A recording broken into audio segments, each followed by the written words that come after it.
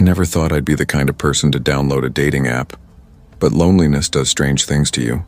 Back in the late 1990s, it wasn't even apps yet, just glitchy websites, clunky message boards, chat rooms where you prayed the person on the other end wasn't a 40-year-old man pretending to be someone else. But I was 19, freshly out of high school, still fumbling to figure out who the hell I was. A little backstory. I grew up in a small town outside Dayton, Ohio. My parents divorced when I was 12, and I spent most of my teens bouncing between mom's house and dad's one-bedroom apartment that always smelled faintly of cigarette smoke and takeout. I wasn't popular in school. I was that quiet girl in oversized sweaters, the one who wrote bad poetry in the margins of her math homework and kept her head down in the hallways. When graduation came, most of my friends left for universities out of state, chasing futures, dorm rooms and new lives while I stayed behind, working late shifts at a grocery store and saving for community college.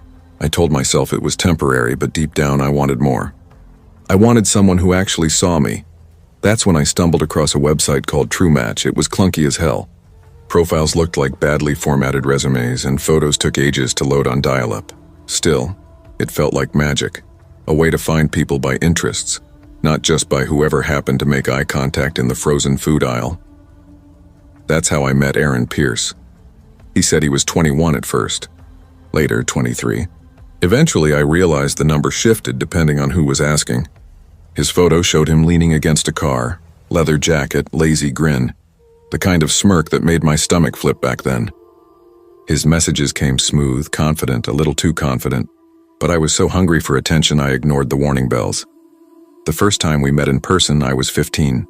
He picked me up at a gas station near my mom's house because I didn't want her to see.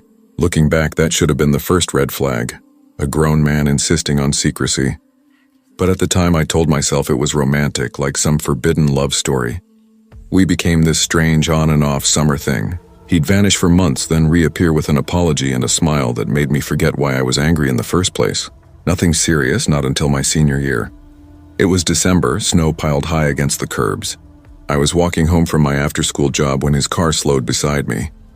"Hop in, Maddie," he said, rolling down the window. His voice had this smoothness, like honey poured over glass. That night, parked beneath a flickering streetlight, he asked me to be his girlfriend. I said yes. God, I wish I could go back and shake that girl, tell her to run. By the time I turned 18, Aaron had convinced me to move in with him. "It'll be easier," he said. "We'll build a life together."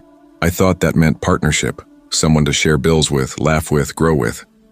But what it really meant was me working 2 jobs, stocking shelves by day and waiting tables by night, while he quit every job he ever got after a week, claiming the bosses are all out to get me. The first fight was over something stupid, a dress I wore to class once. He accused me of showing off for other guys. When I tried to laugh it off, he grabbed my wrist so hard it left a bruise. Then he cried afterwards, saying, "I just love you too much, Maddie. I can't stand the thought of losing you." And I forgave him, over and over, until forgiveness became survival. When our son Eli was born, I thought maybe things would change.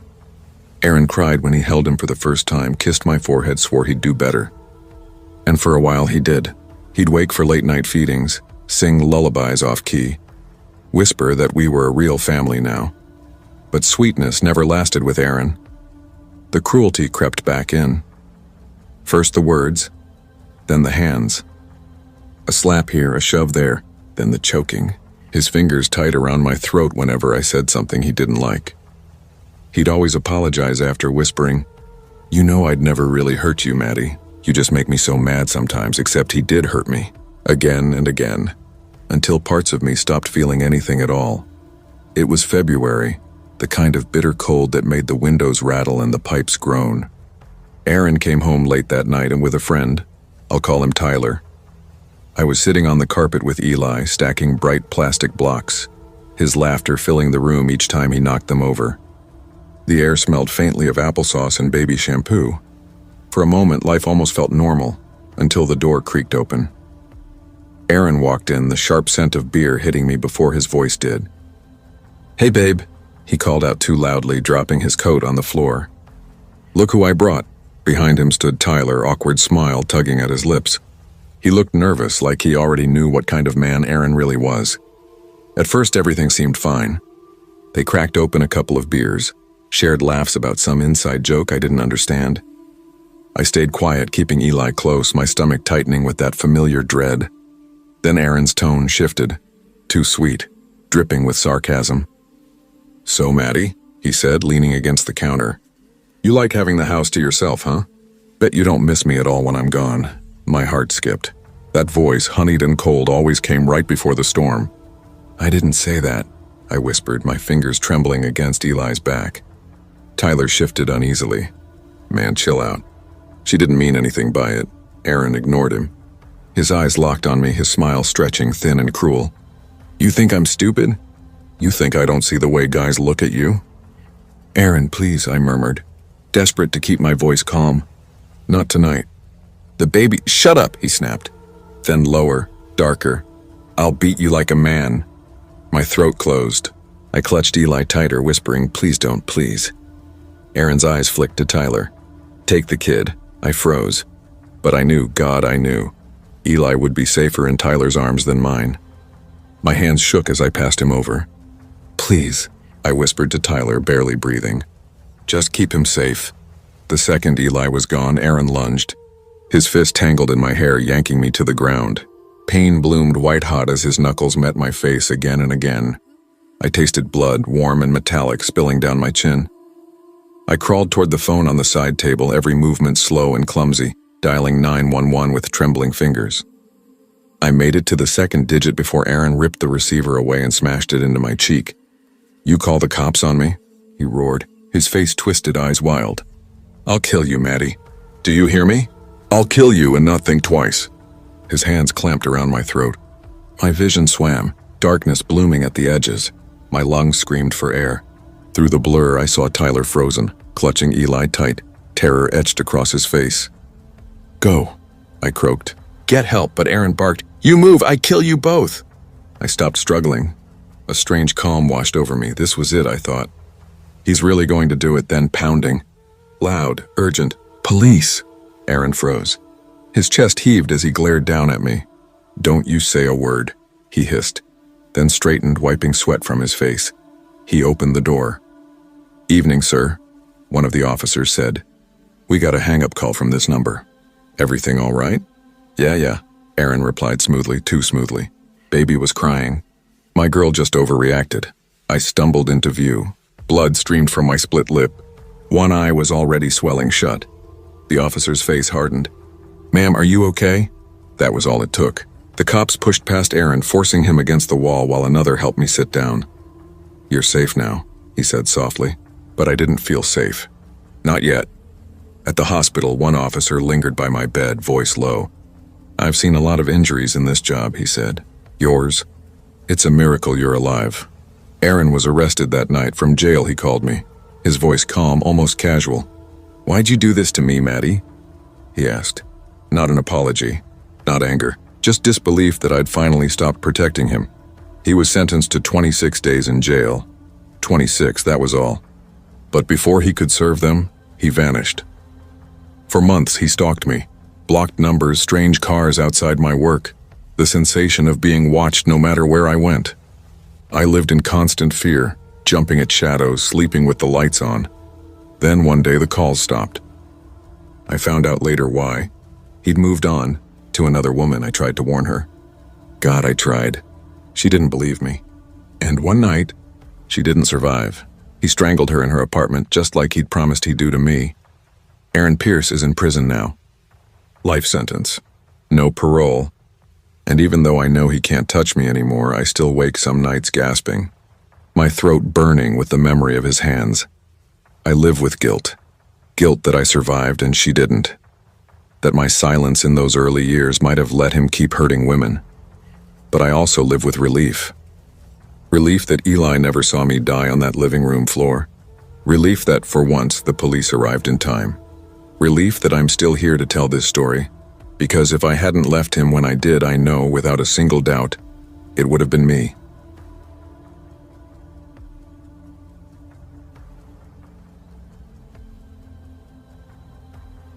I never thought I'd actually download Tinder. It always seemed like one of those apps people joked about, but secretly judged you for using. I grew up in a small city called Riverton, where gossip travels faster than the morning church bells. You can't grab milk without running into someone who remembers your middle school braces. That's part of why leaving for college felt like freedom. Finally, a chance to exist without every move being dissected. I'm 19 now, a freshman at Ashwood University, a mid-sized campus tucked into the hills about an hour from home. College has been exactly what people said it would be. Late-night study sessions that blur into sunrise, cheap ramen eaten straight from the pot, and endless roommate conversations about everything from mascara hacks to who's secretly hooking up with who. For context, I've always been the kind of girl people notice even when I don't want them to. In high school, guys asked me out for bragging rights and some girls hated me on sight. I'm not being conceited, it's just the truth. My mom used to warn me, "You need to be careful, Ava. People will want things from you just because of how you look." I'd laugh it off every time. She worried too much. It all started one Thursday night in our dorm. Hannah and Jess, my roommates, were sprawled on the futon, scrolling through their phones while I sat hunched at my desk finishing an essay. "Ava," Hannah blurted, grinning, "you would kill it on Tinder." I laughed without looking up. "Please, that's literally the last thing I need." "No, I'm serious," Jess said, tossing me her phone. "Look at these creeps messaging me. Half can't spell and the rest think dog filter selfies are hot. You'd probably get 100 matches in an hour."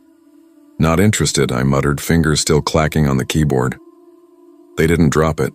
For 30 relentless minutes, they teased and pleaded until Hannah finally snatched my phone, downloaded the app herself, and started swiping through my Instagram for photos. She picked one of me in a yellow sundress, one with smoky eye makeup, and one laughing at a coffee shop. Within minutes of going live, my phone began buzzing nonstop. "See?" Jess grinned. "Told you. You're the hot one." I rolled my eyes but couldn't help laughing as the notifications piled in. Some messages were cliché. "Hey gorgeous, those eyes though, wid tonight?" Others were disgusting. I ignored most of them. But swiping through became a nightly game. Mocking bios, rating selfies, joking about which guy looked like he lived in his mom's basement or had a secret family in Idaho. It felt harmless, silly fun, until 2 nights later. That's when I got a message from a profile named Bleeding Muse. No photo, just a black and white sketch of a rose dripping what looked like ink. His bio was blank except for one sentence. His first message read, "I saw you.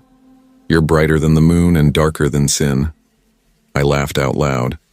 "What is this? A Hot Topic poem from 2007? Hannah leaned over my shoulder. "Oh my God, Ava, that's so cringe. Block him." But something about it, its weird confidence, made me pause. I typed back, "Smooth." "You write that in every girl's DMs?" The reply came instantly. "No, only you." That should have been the red flag. Instant replies. Too intense. But instead I showed Jess and we joked about how desperate he sounded. I didn't block him. Over the next few days he sent paragraphs, melodramatic poetry, bleeding metaphors, sketches he claimed to draw himself. One was of a girl with long hair standing beneath a streetlight. The caption said, "She doesn't see me, but I see her." "Creepy," I muttered, tossing my phone onto the futon. "Tell him to chill," Hannah said, half laughing. It turned into a weird form of entertainment. I'd read his over-the-top messages in a fake, sultry voice while Jess and Hannah cackled. Just some angsty wannabe artist, we figured. Then the drawings got darker. One night, he sent a photo of a crumpled piece of paper covered in smeared writing. My name scrawled over and over in something reddish-brown. "Looks like fake blood," I said uneasily. Jess frowned. "Ava, that's not funny anymore. You need to unmatch him." Oh, I did. I unmatched him and deleted the chat. I thought that was it. It wasn't. The next evening, my WhatsApp buzzed. Unknown number. One message. It was him. Same username. Same style. Same sick poetry. "Do you know how crazy I am for you?" I'd bleed just to prove it. I froze. My throat went dry. How the hell did he get my number? Hannah glanced over my shoulder, color draining from her face. "Ava, delete that now." But I didn't. Maybe it was anger. Maybe fear disguised as defiance. Maybe I just needed to feel like I still had control. I typed back before I could talk myself out of it. "I bet you aren't man enough to actually show your face. Loser." I hit send when 5 minutes later, the doorbell rang. It was 12:34 a.m. I wasn't even supposed to be at the dorm. Campus was empty for the holidays and I'd gone home, alone. My mom was away on a work trip, her suitcase still by the front door. The sound of the chime echoing through the quiet house made my blood run cold. I moved down the stairs barefoot, heart pounding so loud it filled the silence. The old steps creaked under my weight. I hesitated at the door, breath trembling, and leaned toward the peephole. No one. Just the porch light cutting through the fog. I let out a shaky exhale. It's fine, I told myself. Maybe a package, maybe a random delivery. I unlocked the door and opened it just a crack. Cold air hit my skin. No person, no car, nothing, just the distant hum of crickets. Then I looked down. A red envelope lay on the doormat. My fingers trembled as I picked it up. It smelled metallic, sharp, sour like rusted pennies. Inside was a single folded paper, the words jagged, written in something thick and brownish red. "Did you miss me?" I slammed the door and twisted the lock, my breath coming in ragged gasps. My hands shook as I grabbed my phone and dialed 911. 911, what's your emergency? I think someone's stalking me, I whispered, tears burning my eyes. He was outside. He left me something. The dispatcher's voice was calm but firm. "Stay on the line with me, ma'am. Can you move to a safe part of the house?" I backed away from the door, turning off every light one by one, hoping whoever was out there would think the house was empty. My chest ached from how hard I was breathing. I strained to hear any movement, any breath that wasn't mine. Then I made the worst mistake of my life. I peeked through the kitchen window into the backyard. He was there. A man stood in the middle of the yard, shirtless, motionless, his body pale in the moonlight. His eyes were locked on mine. My knees almost gave out. I grabbed the nearest flashlight and flicked it on, the beam shaking in my trembling hand. It hit his chest first, and I saw it. My name, Ava, carved into his skin. Fresh blood oozed from the letters, running down his torso like red tears. I couldn't breathe. Slowly, I moved the light upward to his face, and my stomach dropped into nothing. It wasn't a stranger. It was Mark, my childhood best friend's stepdad, the same man who used to drive us to soccer practice. The same one who once hugged me too long, the same one who once commented on my Instagram, "Beautiful, just like your mom." He smiled now, wide, unnatural, proud, like a kid showing off something he'd made just for me. I dropped the flashlight, screamed. I ran upstairs, slammed my bedroom door and locked it, pressing myself into the corner with the phone still in my hand. "Ma'am, stay calm," the dispatcher said through the speaker. "Officers are on the way. Don't open the door for anyone but the police." I sat there shaking, listening, counting every breath. It felt like hours before I finally heard the sirens. When the police arrived, they searched the yard. He was gone. All they found were bloody footprints leading into the woods behind our house. I gave them everything: the Tinder screenshots, the WhatsApp messages, the red envelope. They investigated, but nothing tied directly to Mark. The profile was deleted, the number untraceable. When they went to question him, they found out he'd quit his job months earlier, left his family, disappeared. My childhood best friend won't even look at me now. Her mom swears she didn't know. It's been weeks. I still check every lock twice before bed. Every creak makes my heart stutter. A few nights ago, I woke to scratching at my window, faint, deliberate. When I looked out, I swear I saw a shadow move away. The next morning, there was a white rose on the porch, its petals soaked in blood. Tied to it was a note: "The blood may fade, but I never will." This weekend, I'm filing for a restraining order. My mom begged the police to keep watch to arrest him if he resurfaces, but I know he's out there watching, waiting. And every night, I wonder if the next knock at my door will be the last sound I ever hear.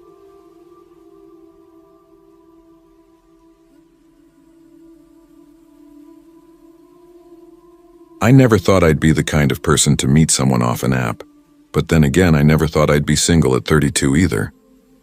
Life has a way of gut-punching your ego when you least expect it. Just 6 months ago, I was sharing an apartment with my girlfriend of 4 years, Julia, in a quieter corner of Cleveland, not far from Lake Erie. I thought we were building something real, marriage, maybe even kids. But when you live with someone long enough, the cracks don't stay hidden. For Julia, my long hours in IT were the problem.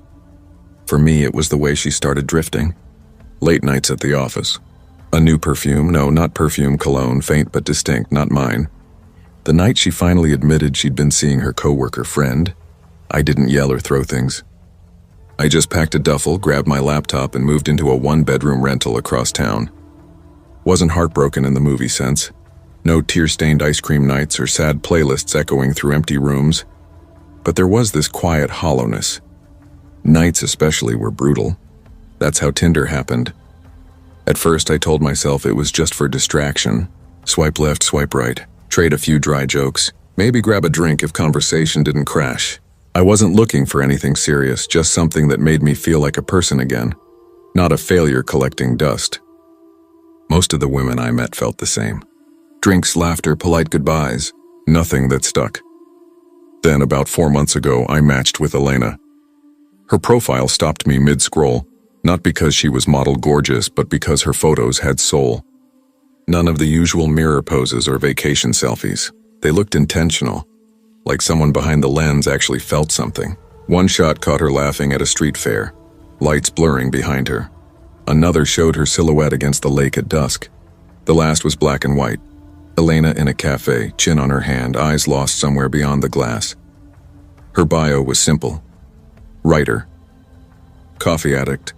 Lover of black and white photography. Always chasing stories. That last line hooked me. Chasing stories. We matched on a Tuesday night. Me. So, who takes your pictures? You've got a good eye. Elena. Guilty. Self-timer and stubborn patience. Photography's my therapy. Me. Seriously? Self-timer? They look like magazine covers. Elena. That's the goal. The conversation flowed easily. No half-hearted emojis or one-word replies. She asked questions, teased me, shared stories about her favorite authors, even wanted to know my worst client horror story in IT. For the first time in months, I caught myself grinning at my phone like an idiot. By Thursday, she invited me to dinner at her apartment. I hesitated. Meeting someone in their home for a first date wasn't exactly textbook safe, but then she said she wanted to show me some of her unpublished work. Photos I never post online. I don't let just anyone see them, she wrote. But you seem like someone who'd understand. I don't know if it was curiosity or flattery that won, but I agreed. It was a cold Saturday evening when I drove across town. Elena lived in an older brick building near Lakewood, the kind with narrow halls and faint smells of other people's dinners clinging to the air. Onions, curry, old carpet cleaner. I double-checked the address she'd sent, surprised. The place looked so ordinary it was almost invisible. She buzzed me in. When I reached her floor, the door was already cracked open. Elena stood there smiling. She was shorter than I expected, with shoulder-length dark hair tucked behind her ears and a long cardigan draped around her frame. "You made it," she said warmly. Her voice was soft, steady, with that calm confidence people either fake or are born with. "Of course," I said, smiling. Couldn't pass up the chance for a home-cooked meal. She laughed, quiet, unforced. "Let's hope it's edible." Inside, her apartment was spotless, minimalist to the point of unnerving. White walls, black furniture, a couple of green plants near the window, each one perfectly symmetrical like part of a set. But what really filled the space were the photos. Black frames lined every wall, dozens of black and white portraits. Not the playful, soft ones from her profile. These were raw, intimate. Each face caught mid-emotion like the moment before a confession. Some smiled faintly. Others looked startled, haunted even. There was something unsettling about how close the camera seemed to have been. I remember standing there, my breath catching, realizing that every photo seemed to look back. One photo showed a man smoking alone on a porch, the shadows slicing across his face like bars. Another was of a woman brushing her teeth, caught mid-motion, toothpaste foam spilling over her lips. A child sleeping on a sofa, a blanket half slipped to the floor. Then one that made me pause. An older woman at her vanity, half-dressed, frozen mid-expression, like she'd just heard something behind her. "Wow," I said, trying to sound casual even as something in my gut tightened. "Your models really know how to pose. Looks so natural." Elena smiled faintly, tilting her head. "They're not models." I let out a small laugh, waiting for the punchline that didn't come. Wait, seriously? Then how do you capture moments like this?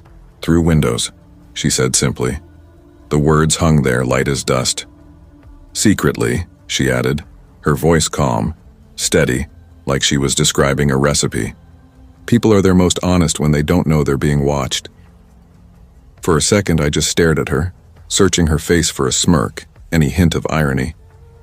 There wasn't one. Her eyes stayed on mine, steady, proud. I forced a laugh that sounded too high, too thin. That's risky. It's worth it, she said, sipping her wine. Real emotion can't be posed. Fear, trust, loneliness. They only exist when someone thinks they're alone. A chill crawled slowly up my spine. Still, I followed her to the small dining table. She poured the wine, deep red, fragrant, and served pasta in delicate white bowls. The smell was rich and buttery, but my appetite was gone. The photos seemed to press in from every wall, each pair of eyes watching, silent and knowing. Elena talked easily, like nothing was wrong. So, she asked between bites, do you have family here? Not really, I said, swirling my wine but not drinking. Favorite movie? Zodiac, probably. I like mystery. Her lips curved slightly. Me too. Her gaze drifted past me again, not quite at me. More like she was studying the light hitting my face. My pulse kicked up. Has anyone ever caught you? I asked, forcing a casual tone.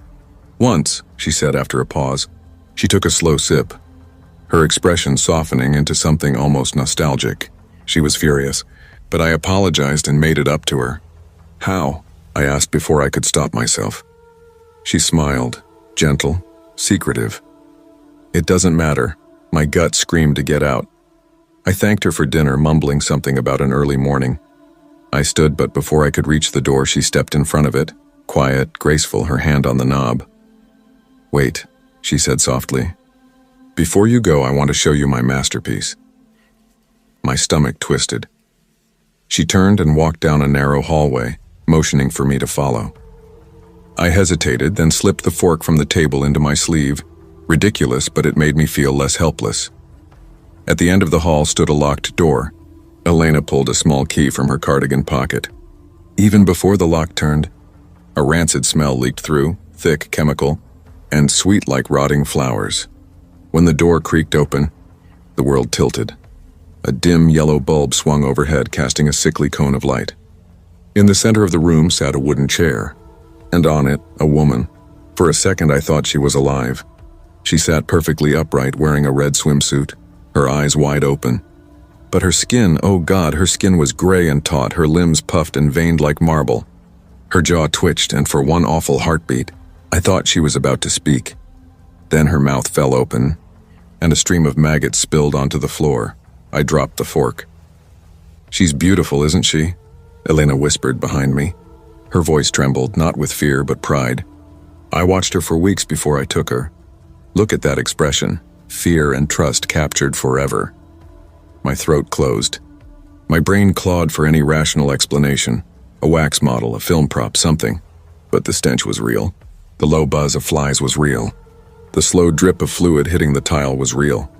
Then, with a faint wet sound, a piece of the woman's cheek sloughed off and slid down her face like damp paper. I screamed. Elena grabbed my arm, her nails digging in. Don't be scared, she said quickly. I can fix her. I'll glue it up. You understand me, don't you? I tore free and bolted. I don't remember the hallway or the stairs, just the taste of bile and the sound of my heartbeat roaring in my ears. I burst into the street, gasping, waving at the headlights of a passing car. A couple pulled over as I screamed for help. The police arrived minutes later. They stormed the apartment, but Elena was gone. The woman's body was still there. The photos still lined the walls. My half-eaten plate of pasta sat untouched on the table. Neighbors said she'd only lived there a few months. Paid cash, kept to herself. No one knew her real name. The police searched for weeks, nothing. A month later, I got a small package in the mail. No return address. Inside was a single black and white photograph. It was me, sitting at a cafe with my co-worker. Taken through the window.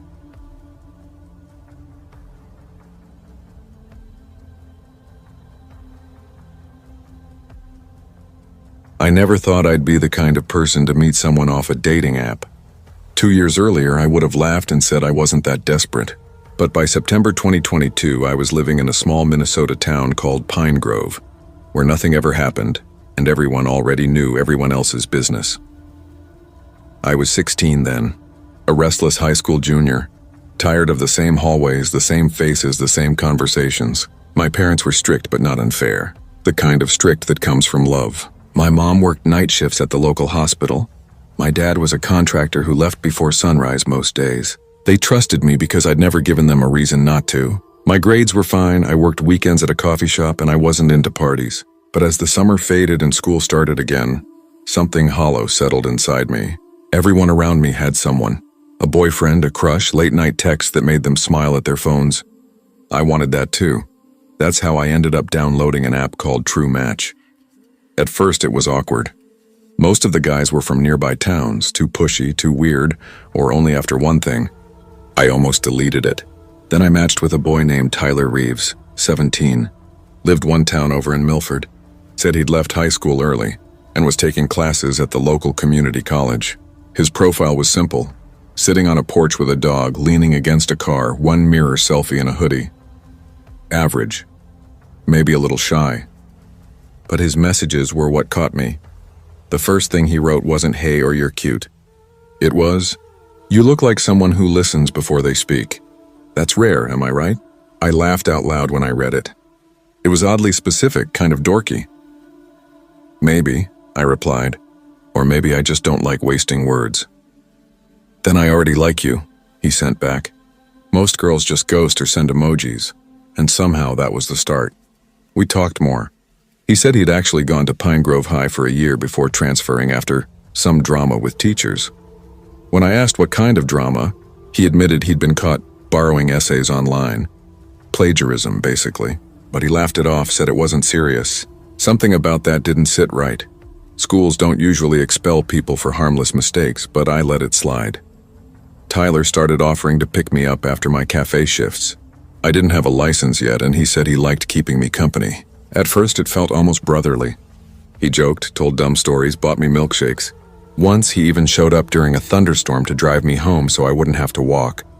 But the way he looked at me sometimes, it wasn't brotherly. By late September, the air turned sharp with cold, the trees bleeding red and orange along the streets of Pine Grove. A girl from school, Brianna, threw a big house party while her parents were gone. Everyone was going, even the quiet ones. I almost didn't. But Tyler texted, "Come with me, I'll drive." That night, when his car pulled up outside my house, he smiled through the window. "You look amazing." I glanced down at my outfit, just jeans and a jacket. "It's nothing fancy." "Trust me," he said softly. "You don't need fancy." The party was chaos, music shaking the walls, bodies pressed together, the air thick with beer and perfume. I spent most of it in the kitchen chatting with friends while Tyler hovered nearby. He didn't drink, said he liked to stay clear-headed. I thought that was mature at first, until I realized his eyes never left me. Every time I turned, he was already watching. When things finally started winding down, I found him by the door. "Can you give me a ride home?" I asked. His answer came too fast. Of course. The drive home was quiet at first. Just the hum of the tires on the cold asphalt and the faint crackle of the radio. My breath fogged the passenger window. The silence pressed between us until Tyler's hands tightened on the steering wheel. "Hey, listen," he said, his tone softer than usual. "I think you and I should go out sometime." My stomach dropped. I'd been waiting for this. "Tyler," I tried to sound kind. "I'm sorry. I just don't feel that way. I really like hanging out with you, but only as friends." His jaw flexed, a muscle ticking just below his temple. "Friends? Huh. After everything I've done for you, all those rides, all that time, I never asked for... I offered you gas money, remember?" I cut in quickly. "You insisted on helping." He looked at me then, half hurt, half angry. For a moment I thought he might say something cruel, but instead he forced a thin smile. "Right. No worries, friends." I exhaled, relief and guilt tangling inside me. "Thanks for the ride," I murmured, slipping out of the car. Inside, the house was dark and still. My parents were asleep. I changed into pajamas, brushed my teeth, and crawled into bed. Exhaustion pulling at me. I just closed my eyes when my phone buzzed on the nightstand. A message from a girl I barely knew, someone who'd been at the party. My pulse quickened as I opened it. It was a long paragraph. "Hey, I don't know you well, but I thought you should know Tyler's been bragging tonight. He showed people photos of you sleeping." I froze. Then came the images, screenshots. My room. My bed, me lying there unaware. Taken through my window. A cold wave rushed through me. My chest tightened until I could barely breathe. I turned toward my window. The blinds were open. The latch unlocked. He could have been standing out there, watching me whenever he wanted. My hands shook as I typed, fingers trembling over the screen. Me. Never contact me again. Almost instantly, his reply appeared. "Tyler, wait, you don't understand. I wasn't trying to scare you. I just wanted to keep you safe." Watching you sleep, it felt peaceful. I stared at the words, my throat dry. Then I typed back, each letter hard and sharp. "Me, lose my number. Don't ever speak to me again." I hit block and threw my phone onto the bed. My heart hammered so hard it hurt. Eventually, I must have drifted off, because the next thing I remember was the sound of shattering glass. I jolted upright. My room was dark except for the pale light of the street lamp filtering in through a hole where my window used to be. A shadow stepped through, shards crunching beneath his shoes. "You've got to be kidding me," I gasped, scrambling out of bed. The figure lunged.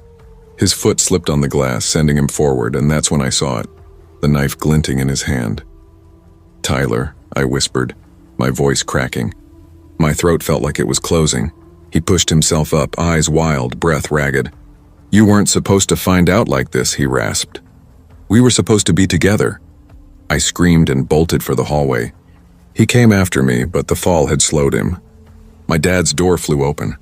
"What the hell's going on?" he shouted, blinking into the dark. "It's him," I screamed. "It's Tyler, he's in my room, he's got a knife." Dad didn't hesitate. He charged past me, slamming into my room. The light flicked on. The window gaped open. Tyler was gone. The police arrived within 10 minutes, sirens cutting through the night. Paramedics, too. It wasn't until they wrapped my feet that I realized I was bleeding. The glass had sliced them open. My skin was cold, my words jumbled as I tried to explain. At the hospital, I learned he'd vanished into the woods. A week later, they found him hiding at his uncle's cabin. In court, he sat there, hands cuffed, eyes hollow, and said, "I don't know why I did it. I loved her." The prosecutor showed everything. The photos, the messages, the knife, the shattered window. The things he'd said at the party. The jury didn't take long. "Guilty, breaking and entering, stalking, attempted first-degree murder." Later, his lawyers appealed. They said he had mental health issues, that his clean record made him less dangerous. The murder charge was reduced. 16 years. It's been 3. I moved away from Pine Grove. I don't use dating apps. I don't even trust new people. Still, sometimes lying in bed, I feel it, the weight of unseen eyes. The hairs on my neck rise, and I hear that faint echo of glass breaking like it's happening again. I know he's behind bars. But part of me is still frozen in that moment, standing barefoot in the shards, realizing how close it came. And sometimes I can't stop wondering, if I hadn't rejected him that night, would he have done it anyway? All I know is I survived.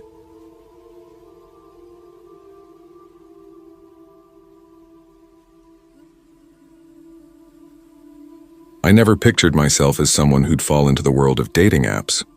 But after the year I'd had, it almost felt inevitable. I was 25, freshly back in my hometown of Maplewood, Illinois. My 4-year relationship with my college boyfriend, Caleb, had just imploded, though truthfully, it had been rotting long before it died. For years I'd convinced myself that the jealousy, the subtle control, the long silences were just his way of loving me. That's how some people show they care, I used to tell myself, trying to make sense of the knots in my chest. But deep down I knew it wasn't love.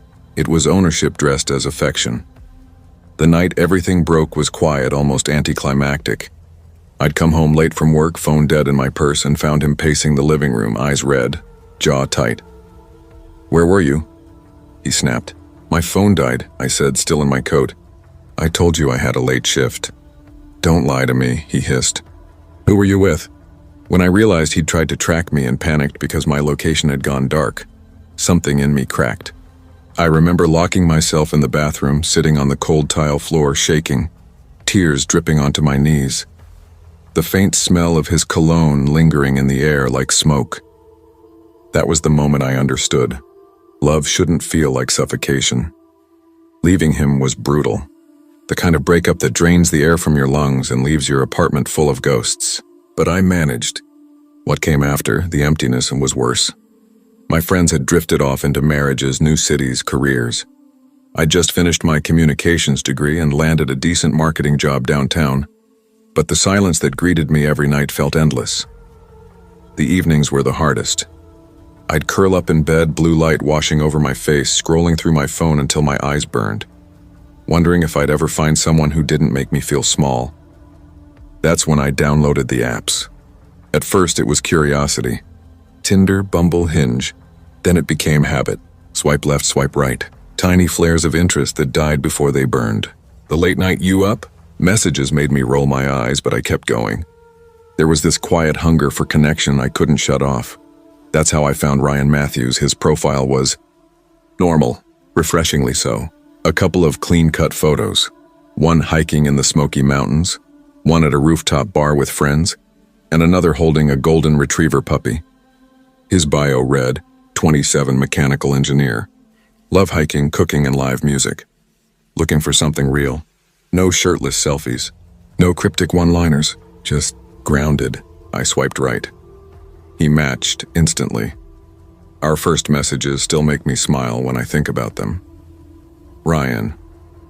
So, Ashley from Maplewood, you strike me as a brownies over cookies kind of person. Am I wrong? Me. Wow, bold assumption. But you're right. Brownies all the way.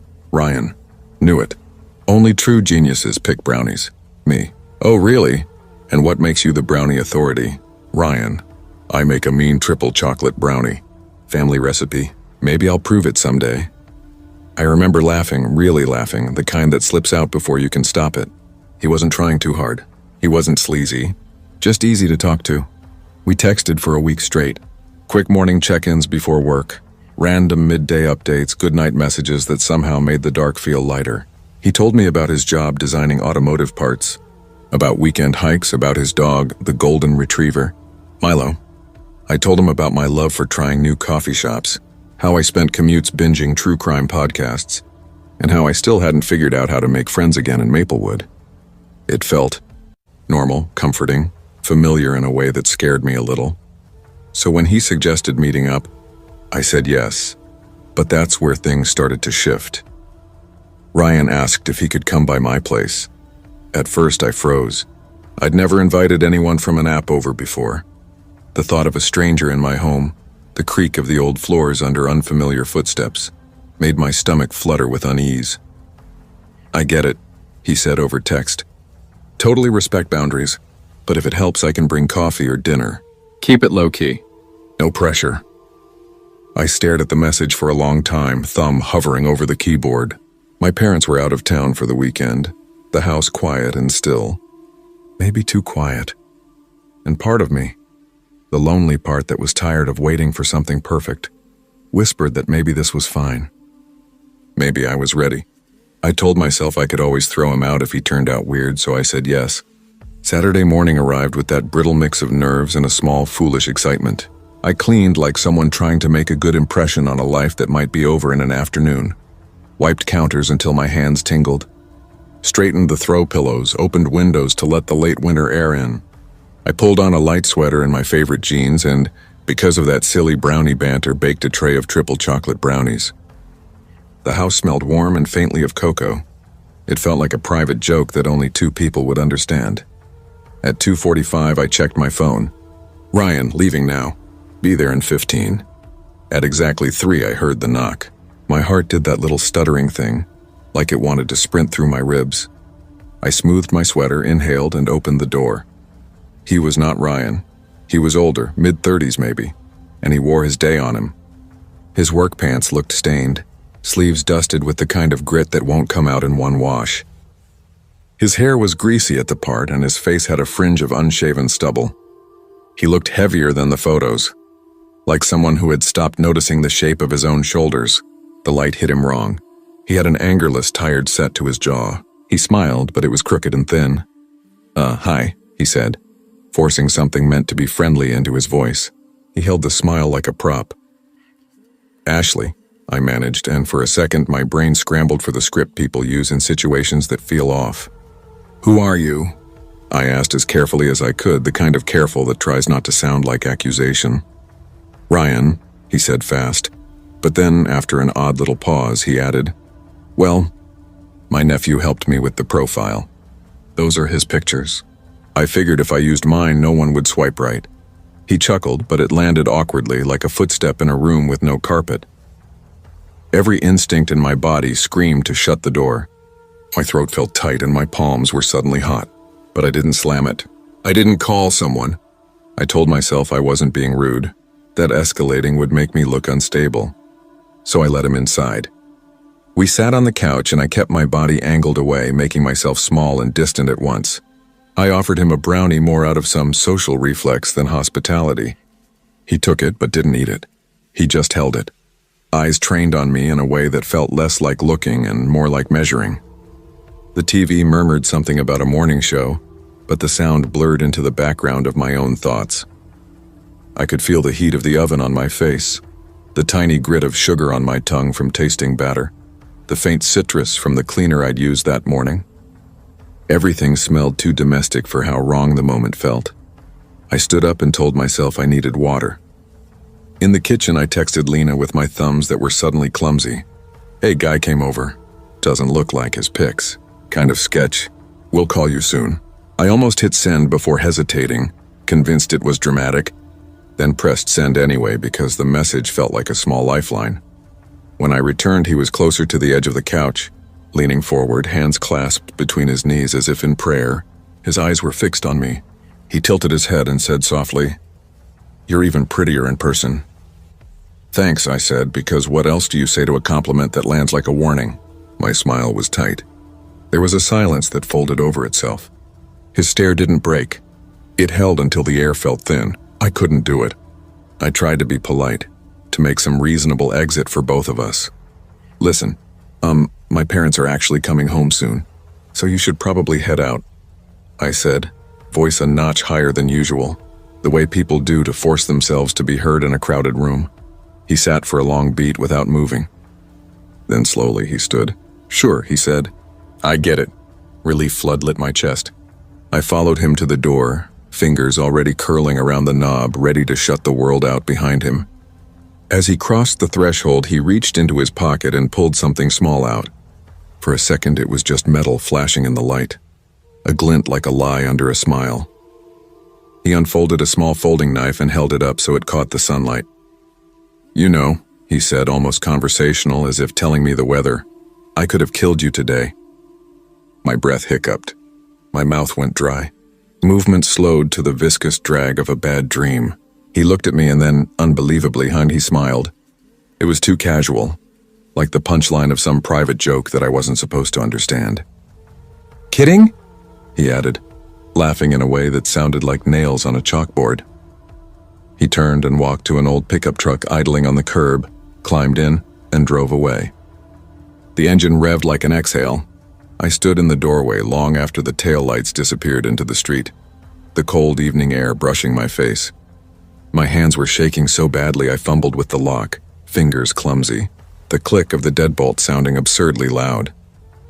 That night I did what people do when the world shifts under them. I deleted every dating app.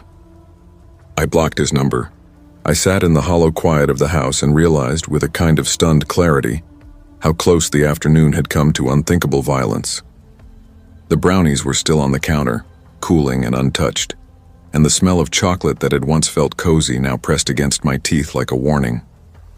I kept replaying the moment over and over, his voice, the casual way he said it, the cold folding knife glinting against his thumb. Months later, the sentence still lives in the quiet rooms of my head.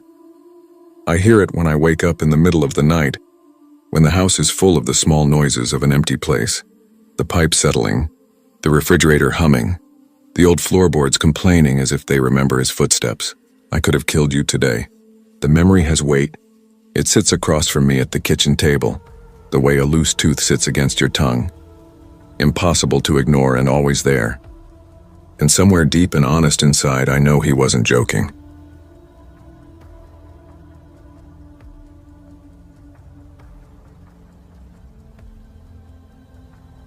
I never imagined I'd be that guy, sitting in the dim blue glow of my phone at 2 a.m., thumb twitching across a dating app like it was muscle memory. 40 years old, a mid-level developer in tech, living alone in a modest 2-bedroom apartment in Fairfield, Ohio. My days bled together, code reviews, meetings that could have been emails, microwave dinners, and late-night Reddit scrolls until the screen stung my eyes. I wasn't the kind of man who turned heads. I wasn't even the kind who got invited to gatherings anymore. The breakup that tipped me into this rut wasn't explosive or cinematic. Elena, my partner of 5 years, had waited until after dinner. I still remember the sound of the fork settling against her plate. She took a slow breath and said my name in that careful practice tone people use when they've rehearsed pain.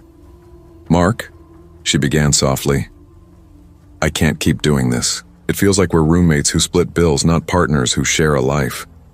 I stared down at my half-eaten pasta, watching steam fade into nothing. My throat felt tight, she sighed. "I've been patient, but you don't really let me in. I want more than this quiet half-love. I deserve it." There wasn't any shouting, no tears, just the unbearable silence of something ending gently. Over the next few weeks, she packed her things methodically, her sweaters disappearing from drawers, her toothbrush gone from the sink. By the time the last box left, the apartment felt too big, too clean. Nights were the worst. The bed felt like a stage with half the cast missing. Loneliness doesn't slam into you, it seeps. It trickles into the pauses between Netflix episodes, the empty chair at breakfast. The moment you realize one toothbrush will now last you months. That's when I downloaded Tinder. I told myself it was just to talk. Not to find love, not to rebound. Just to feel seen by another voice that wasn't my cat or the cashier at Kroger. At first, it was robotic. Swipe left, swipe right, send a polite hey that fizzled into silence. Then came Clara. She was 35, auburn hair grazing her shoulders, freckles scattered across her cheeks, and a smile that looked alive, unfiltered. Her bio said she loved old jazz records, collected antique clocks, and cared for her paralyzed grandfather on their family farm. Something about that felt real, earthy, grounded. Our first chat started playfully. "Clara, okay. Important question. If you could eat only one meal for the rest of your life, what would it be?" Me. "Easy. Pasta. It's cheap, filling, and hard to ruin." Clara. "Stew. My grandpa swears by it. Says it's the only real food left in this world. Maybe I'll make it for you sometime. I'd like that. I don't think anyone's ever made me stew before." Clara. "Then you're long overdue." She was funny, quick, warm. She didn't send dry one-liners. She actually wanted to know me. She asked about my job even after I warned her it was all screens and debugging. When I sent her a picture of Juniper, my cat tangled in a paper bag, she replied, "That cat looks smarter than most people I know." We met twice before things began to feel serious. The first date was coffee downtown. She showed up in a green coat with one button missing, hair wind-blown, laughing with her whole face. The second was a quiet walk along the river. She talked about losing her mother young, being raised by her grandfather, and how the countryside made her feel both safe and trapped. By the third week, she called me one night. "Come out Saturday," she said, her voice soft but buzzing with excitement. "I'll cook. You've been eating frozen dinners, haven't you?" I laughed. Guilty. "Then you'll finally have real food," she teased. "But it has to be at my place. I can't leave Grandpa alone at night." There was a small pause, a flicker of hesitation I ignored. It was fast, sure, but after months of numb quiet, warmth felt worth the risk. Her farmhouse sat 20 minutes outside town, tucked behind a line of bare trees off a narrow, cracked road. The drive was lonely. By the time I reached the gravel driveway, dusk had already smeared purple across the sky. The house looked like something out of a forgotten postcard. White paint peeling, porch swing creaking softly in the wind, a faint yellow glow leaking from the kitchen window. Before I could knock, the door swung open. Clara stood there, apron tied around her waist, cheeks flushed from the stove's heat. She smiled, stepping forward to kiss me lightly on the cheek. "You made it," she said, breath warm against my skin. Come in, come in." The scent hit me first. Herbs, onions, raw meat, something metallic beneath it. Inside, the house was cluttered, but not messy, more preserved. Faded portraits, heavy drapes, clocks of every size ticking out of sync, their uneven rhythm filling the silence. In the kitchen, I froze. On the counter sat several slabs of raw meat, unwrapped, unchilled, slick and glistening in the warm kitchen light. Thick drops ran down the cutting board and pattered softly onto the wooden counter, leaving dark stains that spread like oil. I tried to keep my voice casual, though something about it made my stomach twist. Shouldn't that be in the fridge? Clara glanced over her shoulder and waved a hand dismissively. Doctor's orders. Grandpa's on a special diet, full meat. It's the only thing his body accepts now. Oh, I muttered, forcing a thin smile. Right. The stew on the stove burbled softly, releasing waves of steam that smelled thick, fatty, almost metallic. She stirred it slowly, humming a faint tune under her breath. Something old and lilting, like a forgotten lullaby. As night settled, the house grew unnervingly still. We sat in the living room, a fire whispering in the hearth, chatting about movies. I tried to focus on her laughter, but my eyes kept wandering toward the dark hallway. At the end stood a half-closed door. Her grandfather's room. She'd told me earlier that he was paralyzed, bedridden, unable to speak, hadn't left his room in years. But I hadn't heard a single sound from behind that door. No coughs, no creaks, not even the faint rhythm of breathing. Around 11, Clara stood and smoothed her apron. "I need to change Grandpa into his nightclothes and give him his medicine," she said softly. "I'll be right back." I nodded, pretending calm, but my nerves prickled as soon as she disappeared down the hall. The silence that followed was heavy, so complete that I could hear my own pulse. Out of boredom, or maybe some reckless curiosity, I stood and wandered. Near the kitchen, I noticed a narrow door half hidden behind a rack of coats. It led down to the basement. The moment I cracked it open, a foul stench hit me, thick, wet, unmistakably rotten. My eyes watered. I covered my mouth with my sleeve and thumbed my phone flashlight on. The wooden stairs groaned beneath each step as I descended. My knees trembled, breath shallow. The beam of light wavered over shelves, jars, dozens of them. Glass jars filled with cloudy fluid, each containing something pale and obscene, a finger and eye, a strip of flesh curling at the edges like wilted paper. My stomach lurched. Crates stacked high with bones filled the far wall. Hooks dangled from the beams, rusted, still streaked with dark residue. From one hung what looked like a torso. Ribs split wide, organs gone. One arm still wore a gold wedding ring. I doubled over and vomited onto the steps, the acid burning my throat. Footsteps creaked overhead. Then softly, the sound of a door closing. Panic surged through me. I stumbled upward, nearly tripping on the last stair, and slammed the basement door shut. My chest heaved as I stumbled back into the living room just as Clara reappeared, smiling that same gentle, practiced smile. "Everything okay?" she asked, my voice cracked. "Yeah, just..." Stretched my legs. Her eyes lingered on me for a long second, too long. Like she could hear my pulse from across the room. Then she smiled again, perfectly calm. "You look tired. Want me to set up the guest room?" My mind screamed at me to run, but my body betrayed me. I nodded. "Yeah, that'd be great." She led me down the dim hallway. As we passed the grandfather's room, I noticed the door slightly ajar. Through the gap, I caught a glimpse of a hospital-style curtain around the bed. The air that drifted out was sour, heavy with decay. On the floor just inside the threshold, plates sat piled high, crusted with scraps, buzzing with flies. I swallowed hard. The guest room was across the hall. She smiled again, her eyes catching the light in a strange way. "I'll grab blankets. Make yourself comfortable." As soon as she disappeared, I slipped across the hall and pushed open the old man's door. The stench hit like a wave, sweet, cloying rot that clung to my tongue. My phone light flickered as I moved closer. The figure in the bed lay perfectly still, hidden behind the curtain. His chest rose and fell in slow, shallow breaths. I turned toward the small window on the far wall. The frame was old, stiff, but wide enough to crawl through. I eased it open inch by inch, the hinges groaning quietly. Then I heard it, a sound behind the curtain. Slow, rasping breathing, wet and uneven. I turned just as the head snapped toward me. The curtain swayed back. Eyes, milky, lifeless, locked on mine. And then the mouth opened. The lips stretched, splitting at the corners. The grin widened impossibly, revealing rows of teeth. Too many, too long, jagged like glass shards. My blood turned to ice. I bolted for the window, scraping my arm open on the jagged frame as I hauled myself through. I hit the ground hard, rolled, and ran. Branches clawed at my face, tearing skin, but I didn't stop until the woods broke into the main road. A truck driver braked hard when he saw me stumbling, bloody and gasping. At the nearest gas station, I called the police. They went to the farmhouse that night.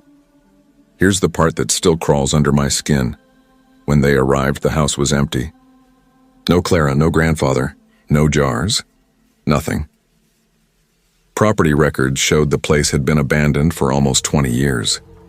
The last listed owner was Raymond Fletcher, a butcher paralyzed in a farm accident in the late 90s. He died in 2002. There was no record of any Clara Fletcher. No license, no birth certificate, a trace. I deleted every dating app after that. But sometimes when I dream, I'm back in that room, the curtain beginning to pull aside and those dead eyes find me again. The grin stretches wide, teeth glinting in the dark, sharp and endless. And every single time I wake with the smell of raw meat thick in my nose.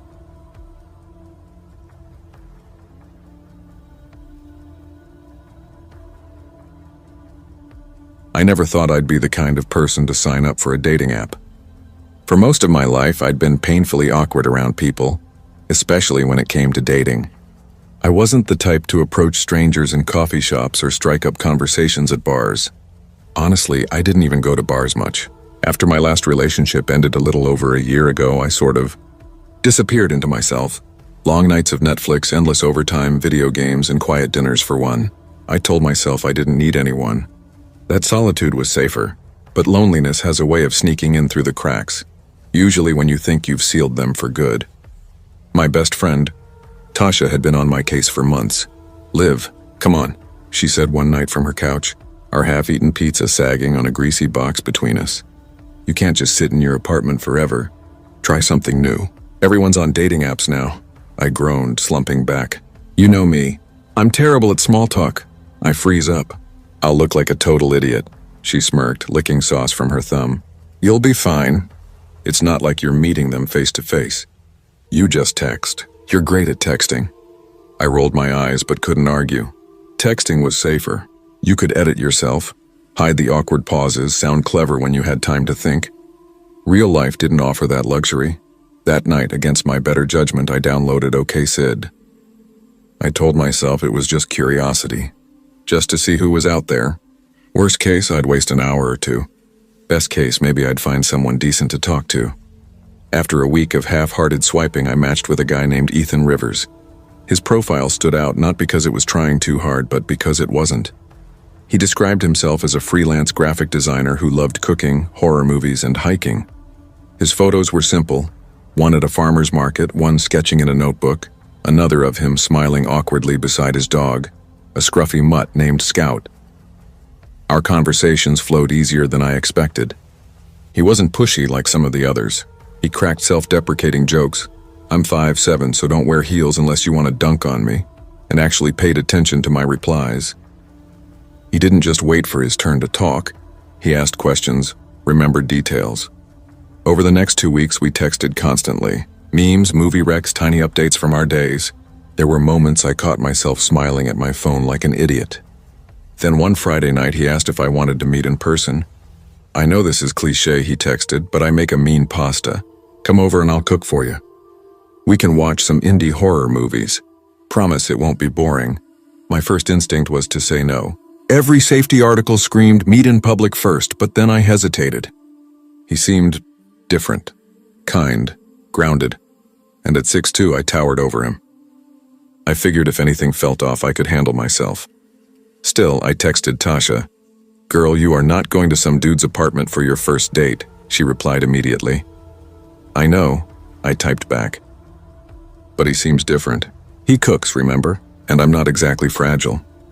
"Different is what every girl says before she ends up on Dateline," she shot back. We argued back and forth until I finally promised her a safety plan. I gave her his full name, his address, and we agreed on a code word, pineapple. If I texted it, she'd call with an emergency excuse for me to leave. The night of the date, I stood outside Ethan's apartment building in Portland, my stomach in knots. The place was small but well kept. Brick exterior, ivy climbing the side, a warm yellow light glowing through his window. I texted Tasha, "Here, I'll update if things get weird." "Don't die," she replied, followed by a knife emoji. I laughed quietly and knocked. Ethan opened the door almost immediately, smiling. "Liv, hey, wow, you're taller than I pictured." "Guess I didn't lie on my profile," I said, forcing a laugh. He stepped aside, ushering me in. His apartment smelled faintly of sandalwood incense and something deeper. Old books, maybe. Canvases leaned against the walls, sketchpads scattered across the coffee table. It was cluttered but intentional, creative. Not dirty, just lived in. "Want the tour?" he asked. "Sure." He showed me around. A cozy living room, a cramped kitchen, and finally his bedroom. He lingered there just a second too long, his grin crooked. "This is the bed I told you about, king size. Plenty of room for tall people." I forced a chuckle. Good to know. We moved on quickly, and I expected him to start cooking, but instead he grabbed a bottle of wine from the counter and presented it with a mock flourish. "Ta-da. Red imported, cost me $100. You're gonna love it." "Oh, nice," I said, smiling politely. But something about that made me frown inside. It wasn't the bragging. It was the way he said it, like a magician introducing a trick he couldn't wait to see unfold. "So, what's for dinner?" I asked, trying to sound light. Ethan hesitated, then shrugged. "Didn't really get around to buying groceries. Figured wine would be enough for the vibe, you know?" I gave a nervous laugh. "You said pasta." "Yeah, but wine's more romantic, right?" he said, grinning like it was a clever joke. My stomach growled in response. I hadn't eaten all day, assuming he'd cook. He must have noticed because he quickly added, "I've got chips and bread. We can snack." Not exactly the romantic dinner I'd pictured, but I didn't want to seem ungrateful. We poured wine, ate stale chips, and made awkward small talk. Still, I couldn't ignore the way he kept refilling my glass every time I took a sip. "Whoa, slow down," I said after the third top-off, half laughing. "Come on, loosen up," he teased. "This is the good stuff. Don't waste it." I forced a smile, though unease had started to crawl under my skin. Something about his insistence, the way his eyes flicked from my glass to my mouth, made my chest tighten. After the bottle was empty, he dimmed the lights and turned to his shelf. "Movie time," he said. I expected some quiet indie horror or maybe a cult classic. Instead, he pulled out a scratched DVD case, a Serbian film. My stomach dropped. "Seriously?" I asked. "That movie's not really my thing." "That's because you don't get it," he said smugly, sliding it into the player. "It's not just shock value, it's art, social commentary." "You'll see." "I've seen it," I said, firmer this time. Not interested in watching it again. He waved a hand dismissively. "You didn't really see it. You probably just looked away. Watch it with me, I'll explain it." Against my better judgment, I stayed. Maybe it was the wine, or maybe I didn't want to make a scene in a stranger's apartment, so I sat there, tense, pretending to watch as he hit play. Half an hour in, the film reached one of its most disturbing scenes. I tried to distract myself, picking up my phone and sending Tasha a casual text. "Still alive?" "Just watching a movie," Ethan noticed immediately. "Who are you texting?" he asked, his tone sharp. "My friend," I said, keeping my voice even. "Just letting her know I'll be late." He relaxed a little, leaning back. "Good. Don't want any distractions." The room went silent except for the TV. Then came that awful scene. Ethan didn't speak. He just breathed, heavy, ragged through his nose. I glanced sideways. His eyes were fixed on the screen, wide, unblinking. His lips were parted slightly. "You good?" I asked carefully. He didn't answer, just made a low sound, almost a groan. Then without warning, he scooted closer until our hips touched. His hand slid onto my thigh. I jerked back. "What are you doing?" "Why not?" he whispered. My skin crawled. "I should go," I said, grabbing my purse and standing up. "Wait!" he snapped, his voice sharp and full of irritation. But I didn't stop. My pulse thundered in my ears as I bolted for the door. The hallway outside was dark, and the moment the latch clicked behind me, a high-pitched animal-like screech erupted from inside the apartment. I froze. For one horrifying second, I thought he'd locked the door, or that he was coming for me. My fingers trembled as I fought with the knob. Finally wrenching it open, I ran down the narrow stairwell out into the street, heart hammering. The sound of that screech seemed to chase me, echoing faintly behind me. I called Tasha as soon as I hit the sidewalk. "Get here now, please," I stammered, my voice shaking. She pulled up 5 minutes later. The second I climbed into her car, I broke. Tears came fast, uncontrollable. On the ride home, I told her everything. The fake dinner, the constant refills, the movie, the way he touched me during that scene. Tasha's face went pale. "Liv, that's seriously messed up. I'm so sorry I wasn't closer." "It's not your fault," I whispered, staring out the window. "But I don't think that guy's just awkward. There's something really wrong with him." The next day I blocked his number. It didn't feel like enough. I replayed everything in my head until I finally called the police. Not to file a report, but as a warning. The officer on the phone sounded tired but kind. "You're right," he said. "None of this is technically illegal, but we'll note his name. If something else happens, we'll know where to start." It wasn't justice, but it was something. A small measure of control after a night that stripped it away. I didn't date again for years. And when I finally did, I made one rule. Public places only. No exceptions. Because what I learned that night was this. It's not the obvious red flags that destroy you. It's the ones that smile, pour your wine, and only show themselves when you're already sitting in the dark beside them, realizing too late that you're not with someone awkward. You're with someone dangerous.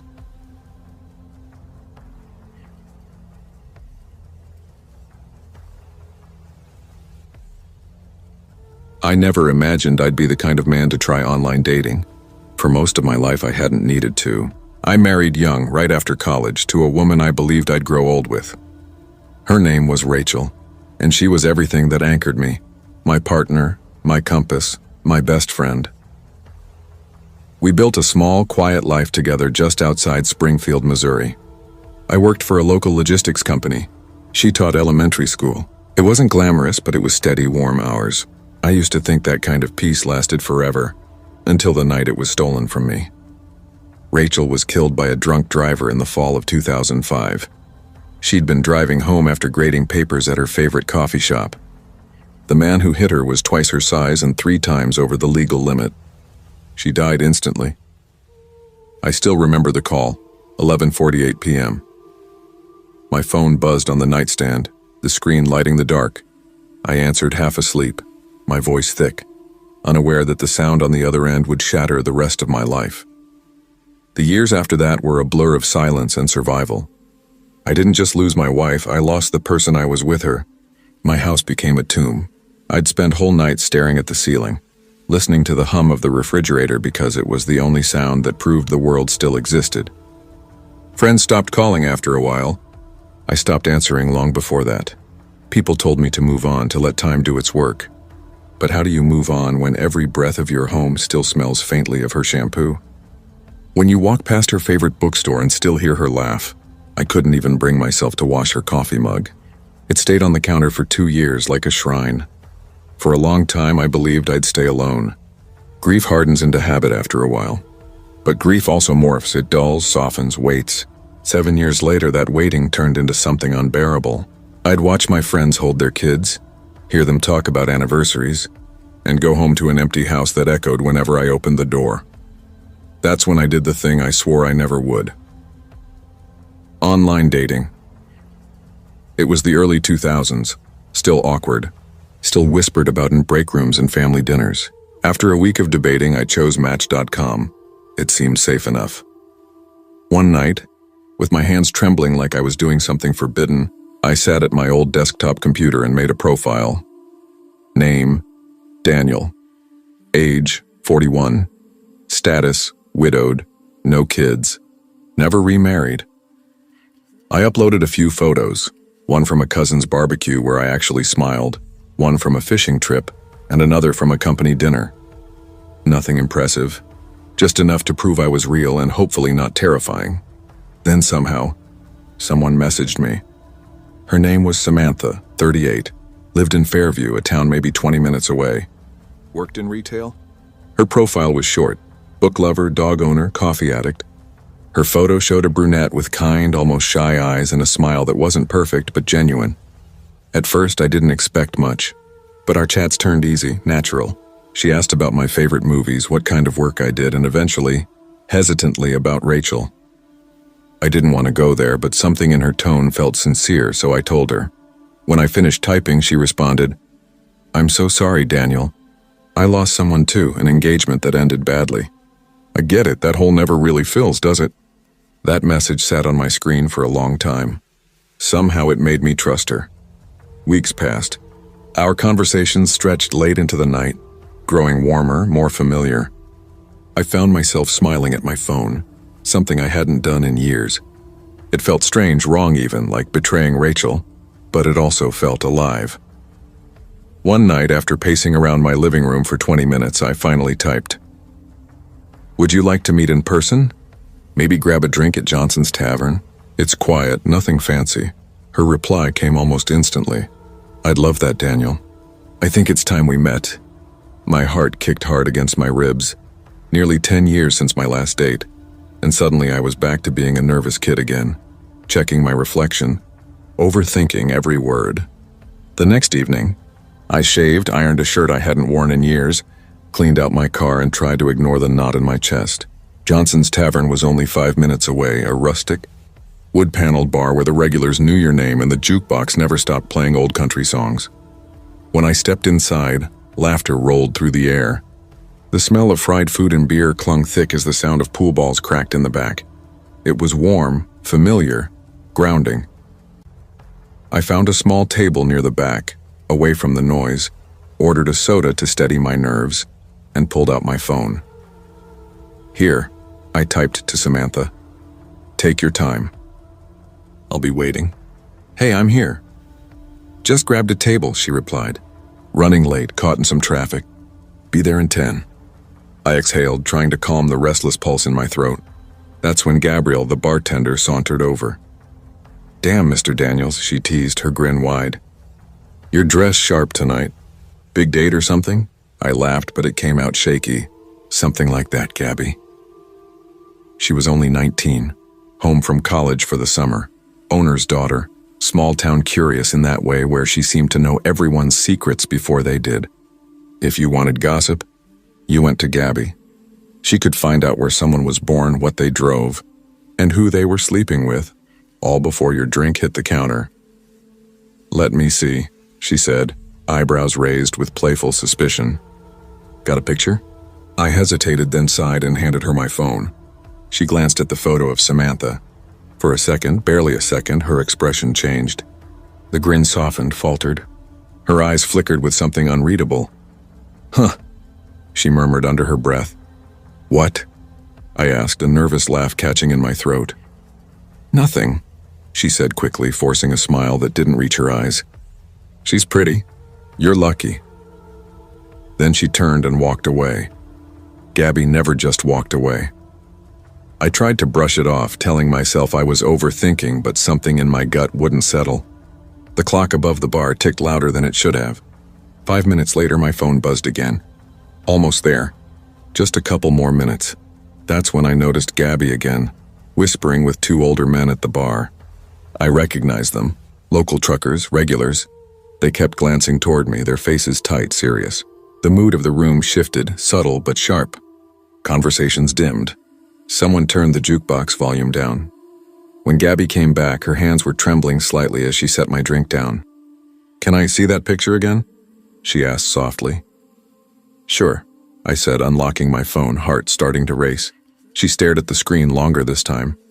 Then she leaned in, her voice low enough for only me to hear. "Daniel, that's not Samantha." I frowned. "What do you mean?" Her throat bobbed. "That's a man. His real name's Charles. He got out of prison 6 months ago." The words hit like a fist. What are you talking about?" Gabby glanced around, making sure no one else was listening. "He's known around here. He pretends to be women online, sets up dates with lonely guys. He's been caught breaking into their houses afterward. Stealing, stalking, fraud, burglary, you name it. He only got out early because his family pulled strings." I blinked hard, shaking my head. "No, that's Gabby, that can't—" "Daniel," she cut in sharply, eyes wide with urgency. "I called the police. They're on their way, but you need to act normal until they get here, okay?" "Normal? My pulse thundered. He knows where I live. I told him about Rachel. God, I told him everything. Before she could answer, my phone buzzed again. Parking now. See you in a sec. Gabby's face went pale. She whispered, "One of the truckers is going to keep an eye on you. Don't freak out. Just stay calm." The bar door creaked open, and there she was. The person I knew as Samantha stepped inside, wearing the same warm smile from her profile picture. For one surreal moment, no one moved. The entire bar went still, the air thick enough to choke on. I raised a trembling hand in a half wave, forcing a hollow smile as every muscle in my body screamed. My fists tightened under the table. Gabby approached the newcomer, her voice steady but clipped. "Evening. Need a table?" "Oh no," Samantha said in a high, lilting voice. "I see my date already." At that exact moment, red and blue lights flashed against the tavern's wooden walls. 2 county sheriff cruisers pulled up outside. The smile on Samantha's face faltered. Then, panic. He spun on his heel, bolting for the exit. He didn't make it. One of the deputies met him at the door, slamming him down hard onto the wooden floor. Chairs scraped back, someone gasped. The high-pitched voice cracked as he shrieked, "This is a mistake! I'm a woman! I'm a woman!" But the deputies weren't listening. They cuffed him fast, read him his rights, and dragged him outside. The bar stayed silent except for the sound of his shouts fading into the night. I sat there frozen, my drink untouched, my heart pounding so hard I could feel it in my teeth. Rage and humiliation twisted together until I couldn't tell one from the other. Gabby touched my arm gently. "You okay?" I laughed once bitterly. "No," I said. "Not even close." That night I drove home without the radio on, the glow of the dashboard lights blurring through my tears. When I got inside, Rachel's photo was waiting on my dresser, her smile steady, untouched by time. I sat on the edge of my bed staring at it until the sun began to rise. All I'd wanted was connection, a little warmth in a cold house. But what I found was a reminder that monsters don't always hide in the dark anymore. They hide behind screens, behind smiles, behind kind words typed on glowing phones. From that day forward, I swore off online dating for good. I'd rather live with loneliness than ever again invite that kind of evil into my life.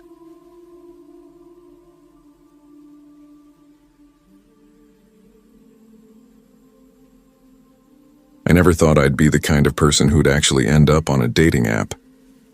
I used to laugh when people said they met online. It sounded pathetic back in high school, like confessing you couldn't make a real human connection. But 2 years into college, I wasn't laughing anymore. I was 20, buried under civil engineering at Lakewood University, and honestly, I was worn down to the bone. I had friends, guys I studied with, people to grab pizza with, but when it came to dating, it felt like I was watching life through glass.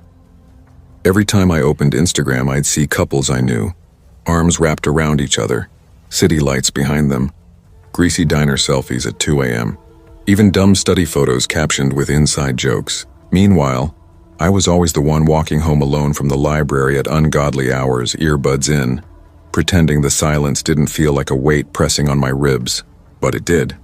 It crept in, quiet but heavy, until one Friday night it finally cracked open. A friend invited me over to hang out, just movies, food, something easy. When I got there, one of the guys was sitting way too close to a girl I didn't recognize. They weren't even official, but the air around them shimmered with that unspoken tension. The way their knees brushed, how they leaned in close, whispering and laughing like the rest of us didn't exist. I left early. Back in my dorm, I sat in the dark while my laptop fan whirred and the mini fridge hummed like background noise to my own emptiness. That's when I finally admitted it. I was tired of being alone.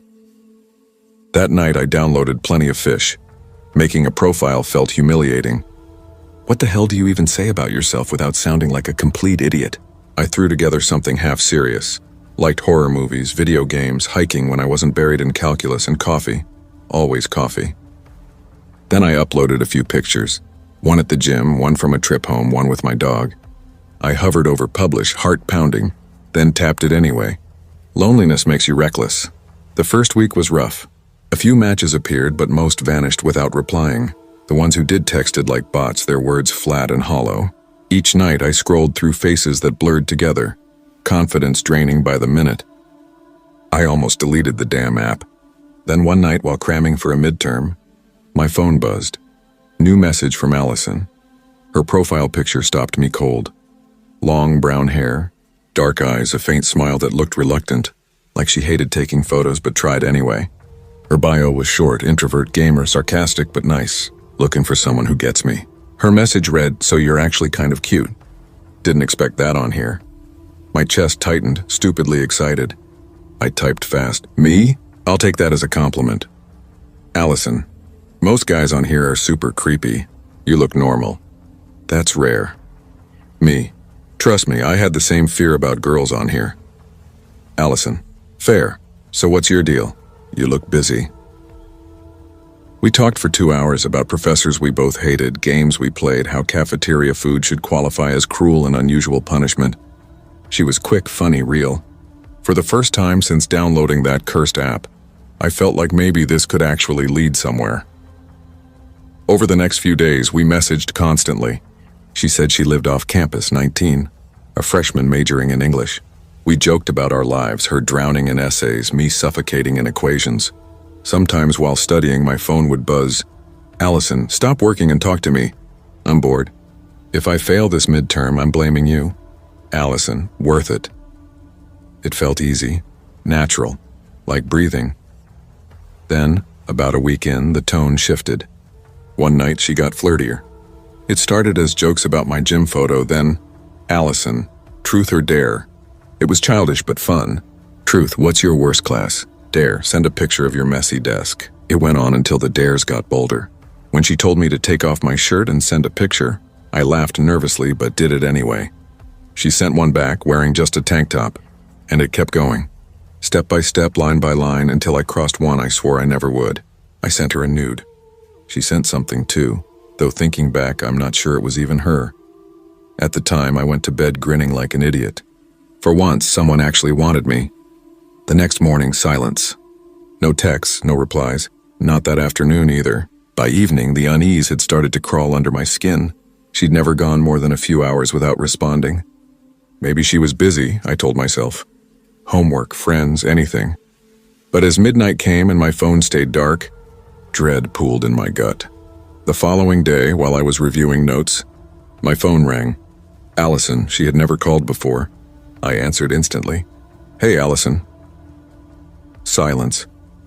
Then a man's voice, deep, cold, trembling with anger. "What the hell are pictures of you doing on my 15-year-old daughter's phone?" My blood went to ice. "What? Who is this?" I stammered. You heard me?" The voice growled, low and shaking with fury. "You've been sending nudes to a child. Do you understand how serious this is? Do you have any idea what kind of sick freak that makes you?" Blood roared in my ears. The room tilted. My vision tunneled. "I didn't know," I blurted out. Her profile said she was 19.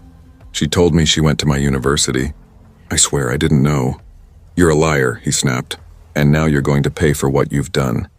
Unless you want the police at your door in the next hour, you'll send me $11,000 to make this go away." My lungs seized. I couldn't catch a full breath. His voice was too calm, too deliberate, like someone who'd done this before. "You've ruined your life, son," he said almost coldly, "sending sexual photos to a minor. You know what that makes you? A pedophile. The cops don't play games with people like you. I should be calling them right now." My throat felt raw, my hands slick with sweat. "I swear to God I didn't know," I pleaded, voice cracking. "She told me she was 19. Her profile said she was in college. Please, you have to believe me." A pause. I could hear his breathing, slow, heavy, controlled. Then, "You think the police care about your excuses? You think a judge is going to pat you on the head and say, 'Oh, he didn't know'? No, you'll be branded for life, prison, registering as a sex offender. Goodbye to your future." My heart slammed so violently I thought I'd faint. "Please," I whispered, "please don't do this to me." "I didn't know." Another pause.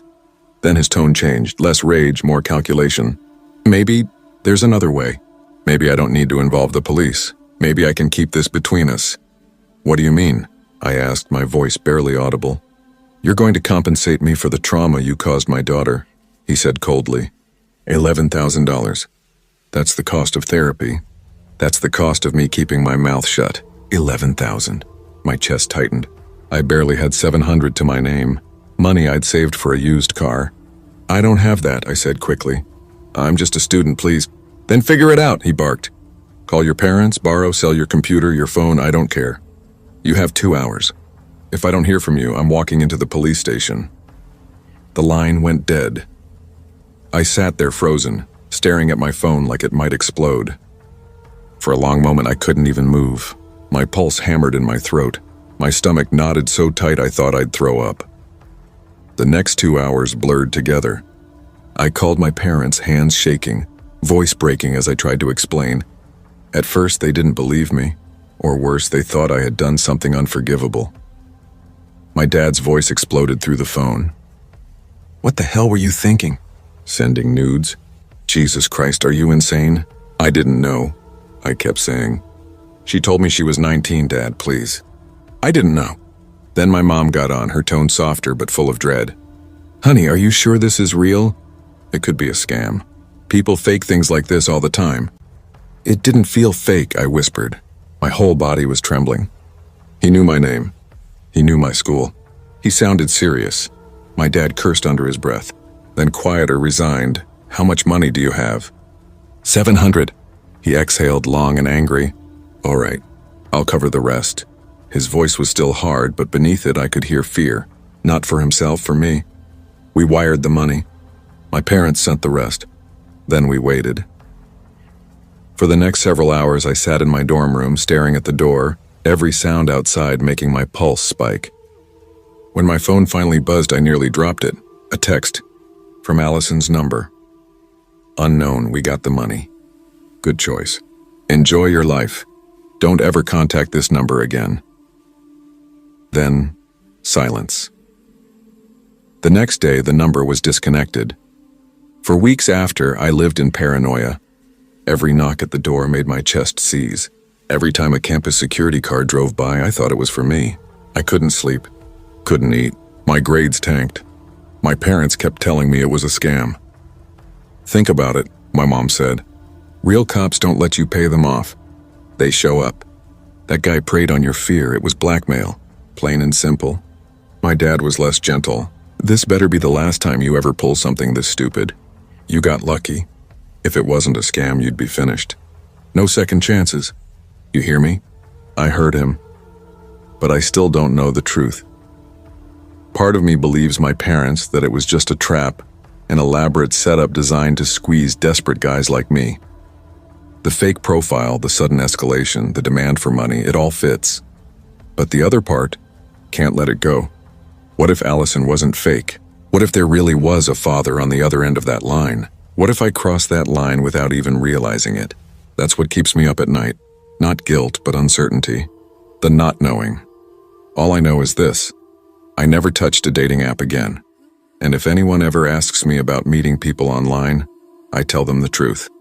Be careful, because one mistake, even one you never meant to make, can destroy your life in a heartbeat.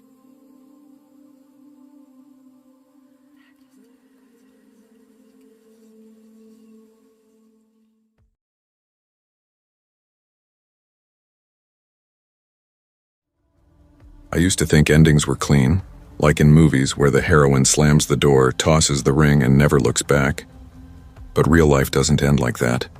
It unravels slowly, painfully, until you realize the ending never really came at all.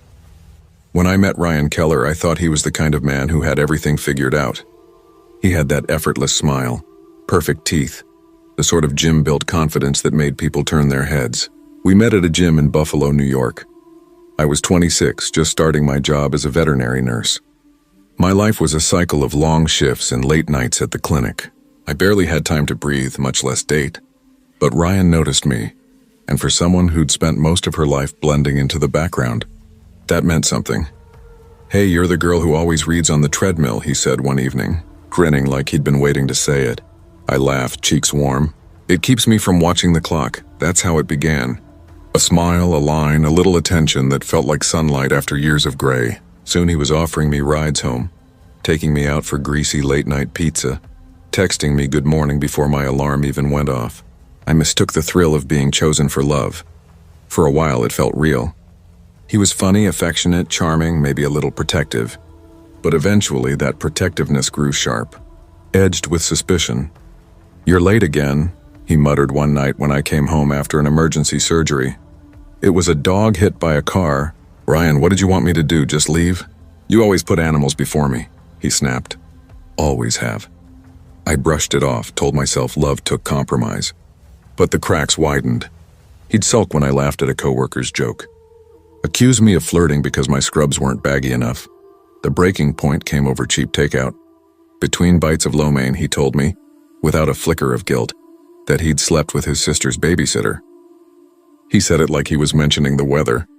I didn't scream, didn't throw anything. I just packed his clothes into trash bags, set them by his car, and told him to leave. He didn't argue. Not then. He just stood there, eyes dark, a strange smile curling his lips. "You'll regret this," he said softly. "You'll see I'm the only one who really cares about you." I didn't answer. I closed the door, leaned against it, and let the relief shake through me. A week later, I signed a lease on a 2-bedroom apartment on Hudson Street.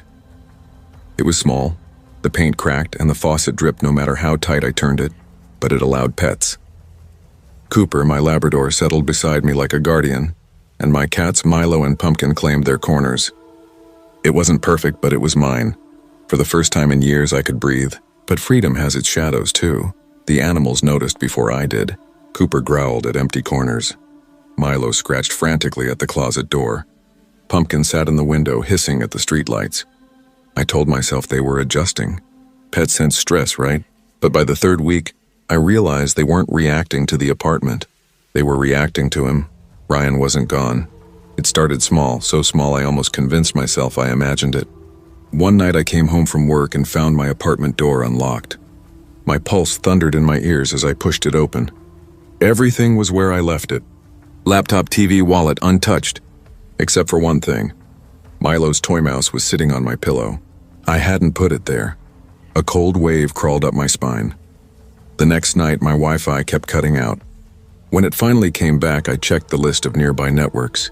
Beneath Smith Family Wi-Fi and Netgear 93, a new one blinked into view. Jess loves RK. My hands shook so badly I almost dropped the phone. Coincidence, I told myself. Someone else in the building, some sick joke. But deep down I knew. Ryan was good with tech. Too good. And he liked control. He'd think this was hilarious. Then came the nights with Cooper. Around 2 a.m., he'd leap off the bed, barking and growling at the closet like something inside was moving.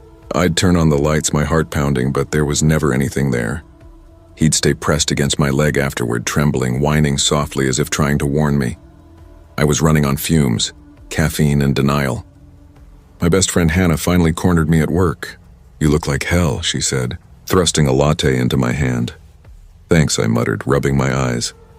"Jess, seriously, what's going on?" I hesitated. Saying it out loud felt dangerous, like summoning him. I think Ryan might be messing with me." Her expression hardened instantly. "Change your locks." I already did. Twice. "Then call the cops." I shrugged, exhaustion pressing down on me. "And tell them what? That my cat's toy moved?" Hannah leaned forward, eyes sharp.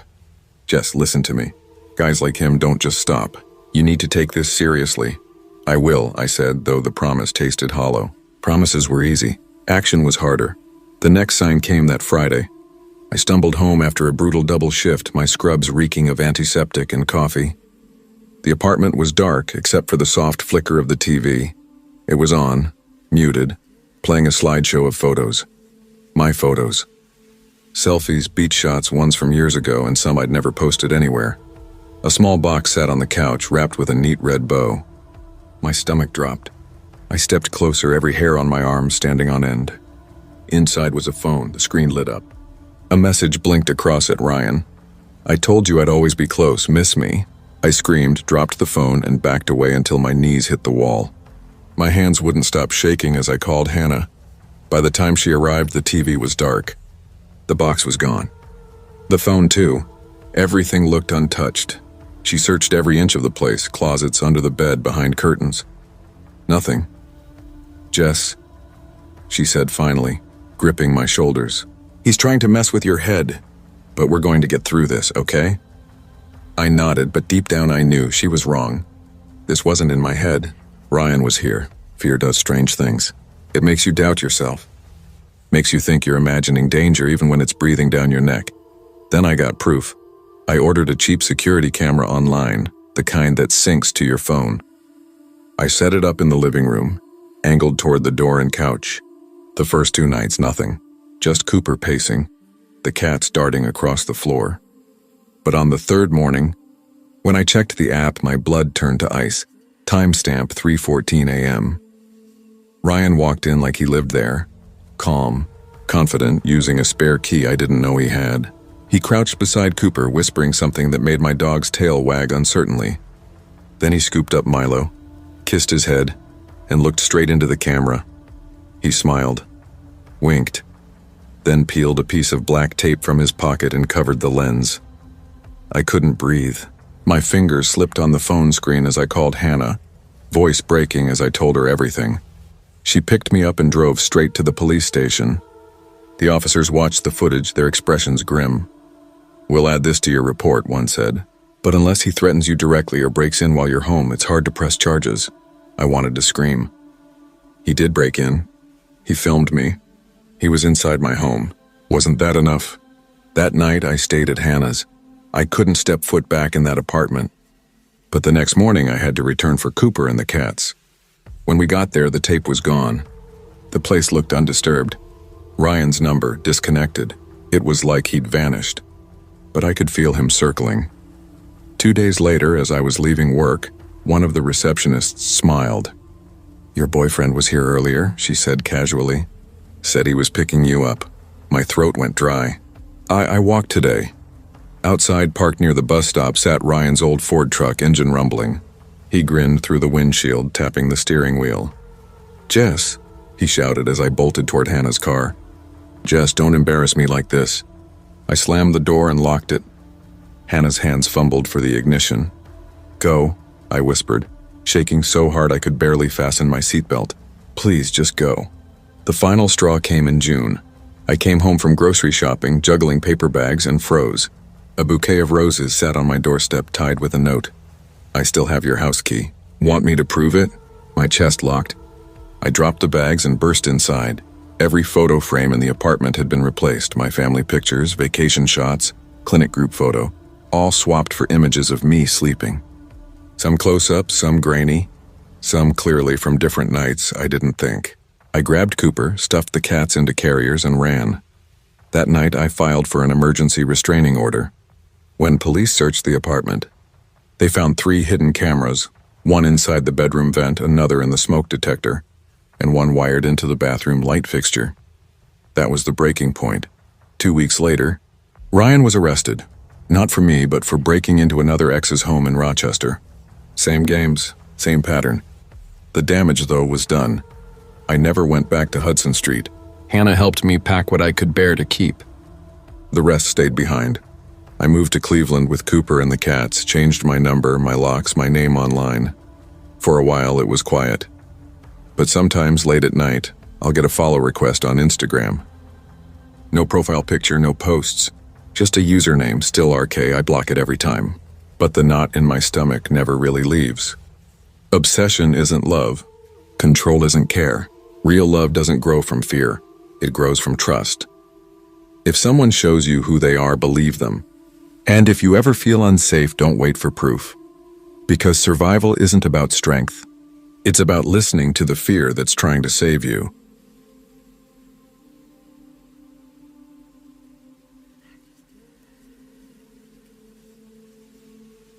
I was 36 when Angela, my wife, was killed by a drunk driver.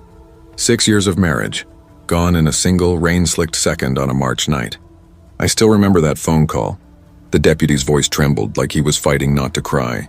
When I dropped the phone, the sound that came out of my throat didn't even feel human. It was raw, guttural, like some wounded animal. For months after, I didn't live so much as drift. Work, home, microwave dinners. Staring at the same photos of Angela on my phone every night until my eyes burned. Fishing trips, Christmas mornings, her smile mid-laugh. I couldn't delete them, but some nights even looking felt unbearable. Friends tried setting me up. Neighbors brought casseroles. My sister Ellen called every Sunday. I always said I was fine.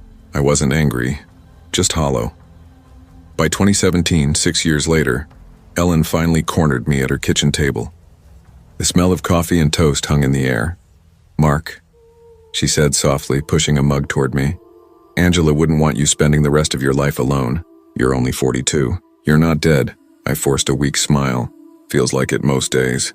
Her eyes softened, but her tone stayed firm. "Then start feeling something again. Go out, meet people. You don't have to fall in love tomorrow. Just live a little." That night, my house felt emptier than ever. The hum of the refrigerator filled the silence as I sat at my computer, the glow of the monitor lighting the dark room. My fingers hovered over the keyboard for almost half an hour before I finally typed, "Dating sites near me." That's how I found Heartlink. It wasn't flashy. No endless swiping or filters. Just simple profiles, a few grainy pictures, and messages that looked like old emails.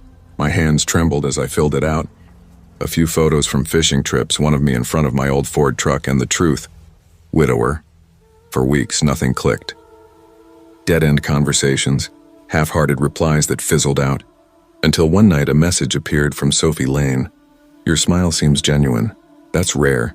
I must have stared at it for 5 full minutes before I replied. Her profile showed a brunette in her late 30s, smiling with a golden retriever beside her. Her bio was short. Loved books, hiking, worked in retail. But her messages?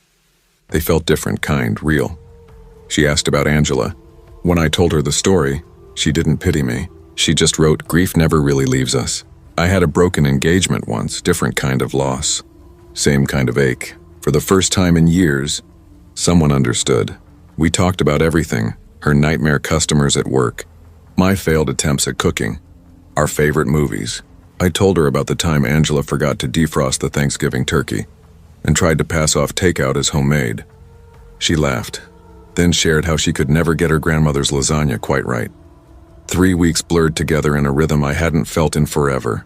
I'd rush home from work, toss a frozen dinner in the microwave, and sit at my desk waiting for that little notification sound, her name lighting up the screen.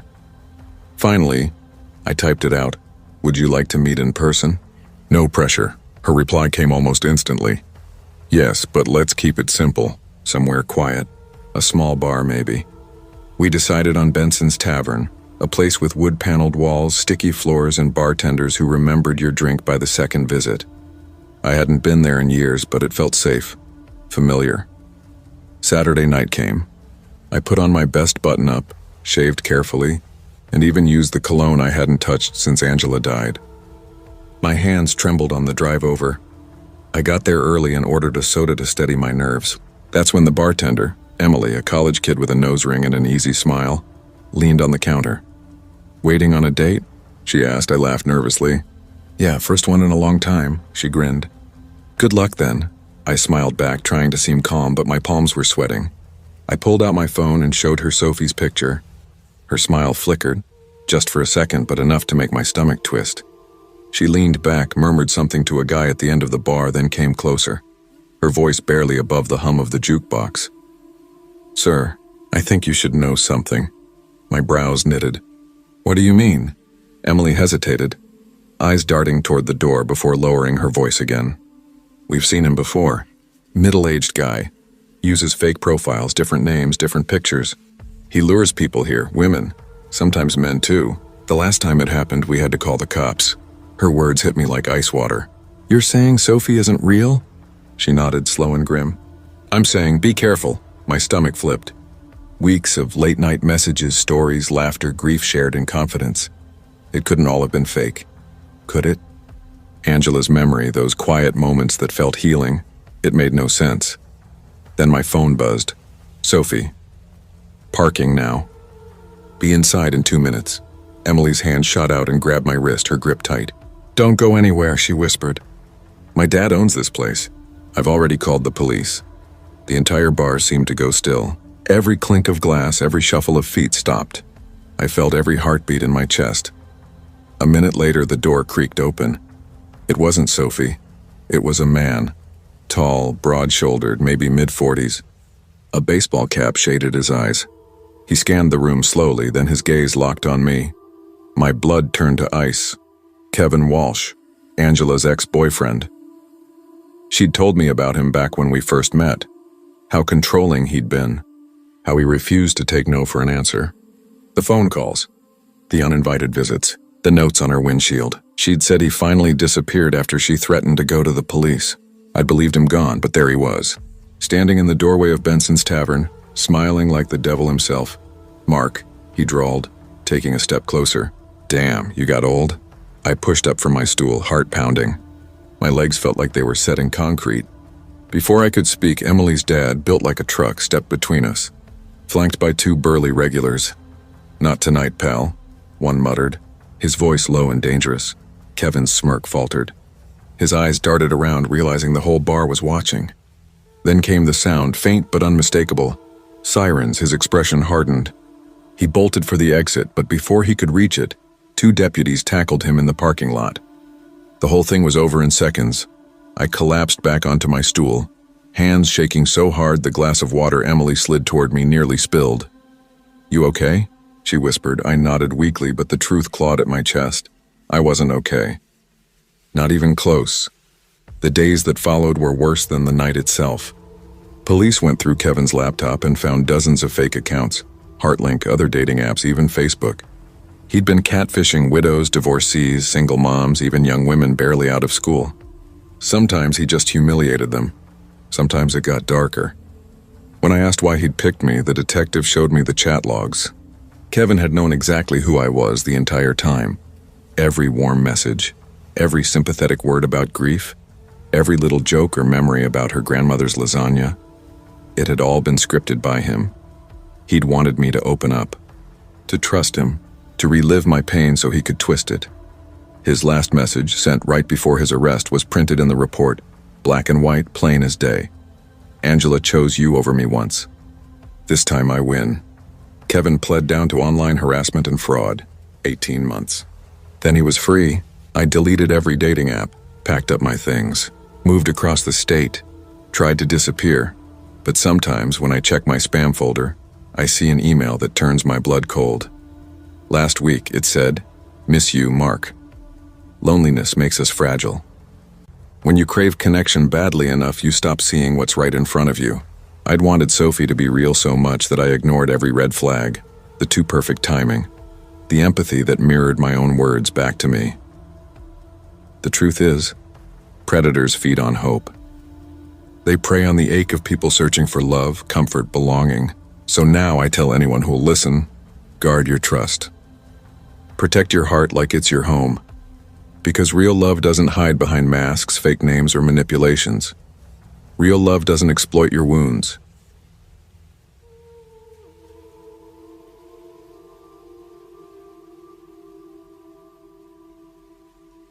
I never liked office parties.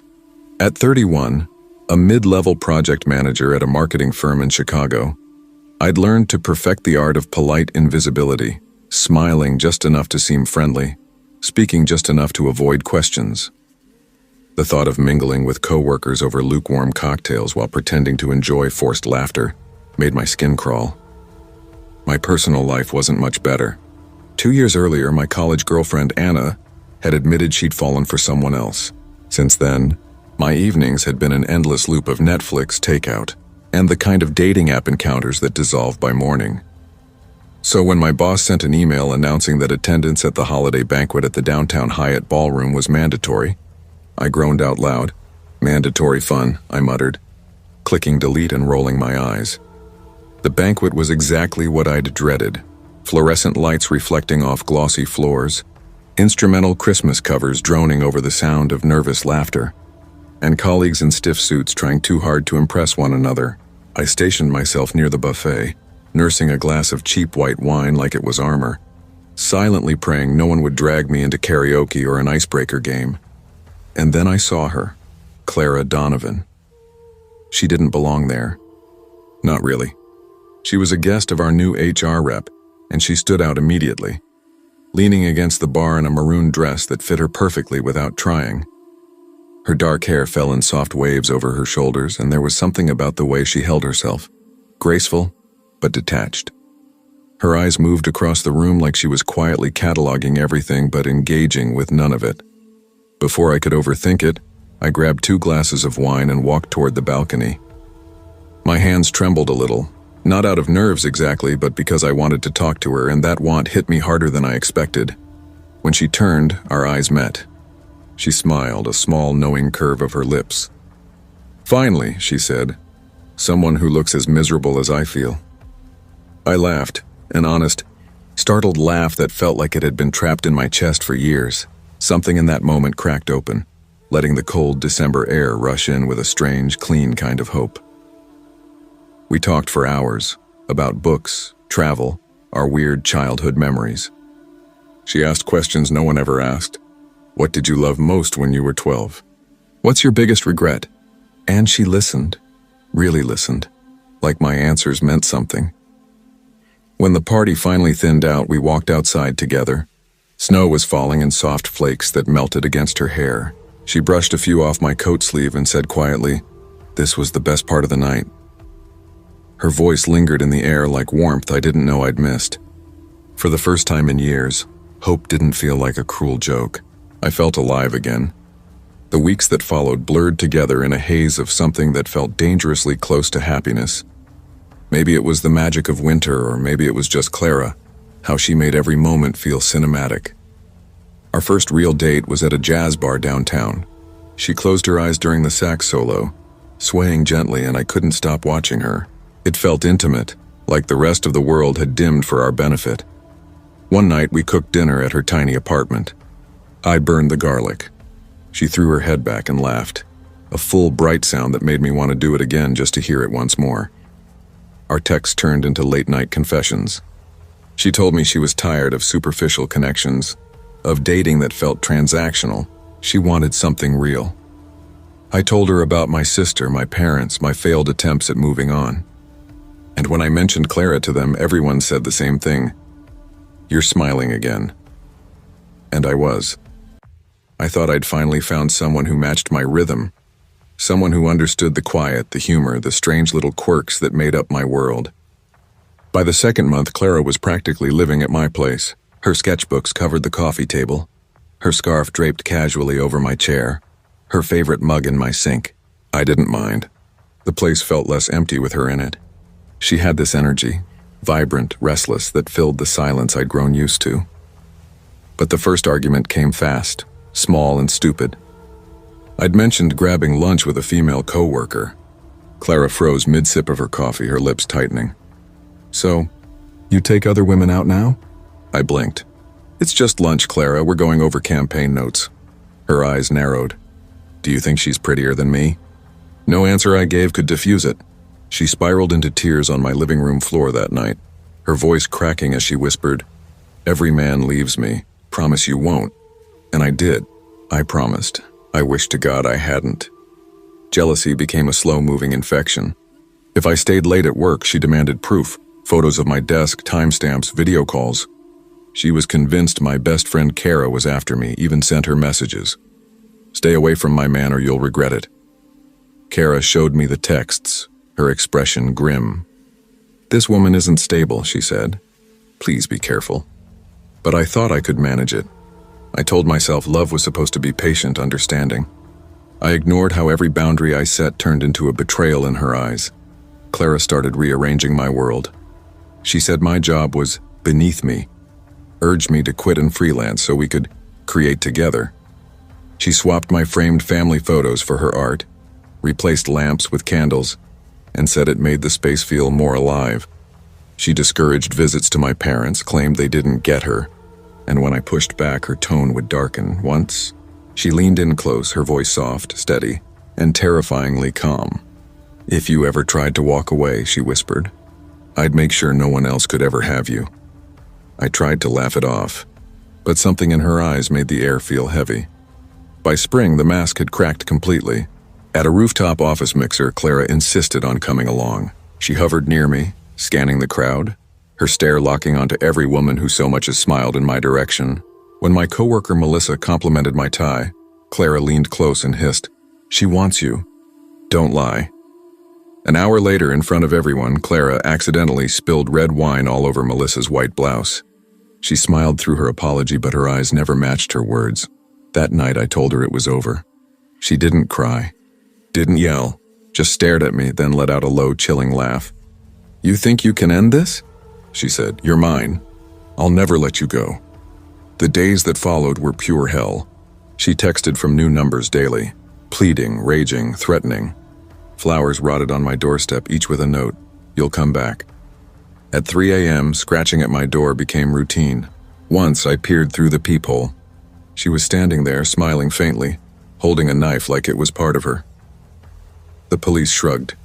"Unless she harms you, there's not much we can do." I stopped sleeping. My locks multiplied. My sanity thinned. Then one night I came home to find the door slightly ajar. Everything looked untouched except for my bed. On it lay a sketch. Me sleeping. Every detail exact, the folds of the blanket, the curve of my arm, the shadow where my jaw met the pillow. She'd been inside. Watching me, I moved the next week. Different city. New number. Deleted every account she could trace. For a while it worked. 3 years later in Denver, I sat in a small cafe sipping a latte, enjoying the rare quiet of a morning with no ghosts. Then it happened, the feeling, that prickling sense of being watched. I looked up just in time to see a woman in a maroon coat slipping out the door. On my table sat a folded napkin. Inside were 4 words written in neat, familiar handwriting. "First dates never end." My hands went cold. The shadow of her obsession still follows me, even now. I know somewhere she's waiting, patient, watching, convinced that love means possession. True love respects boundaries. Obsession doesn't. Pay attention to the early signs: control, jealousy, manipulation. Protect your space, your mind, your peace. Love should make you feel free, not trapped. Recognizing toxicity early can save years of fear, and maybe your life.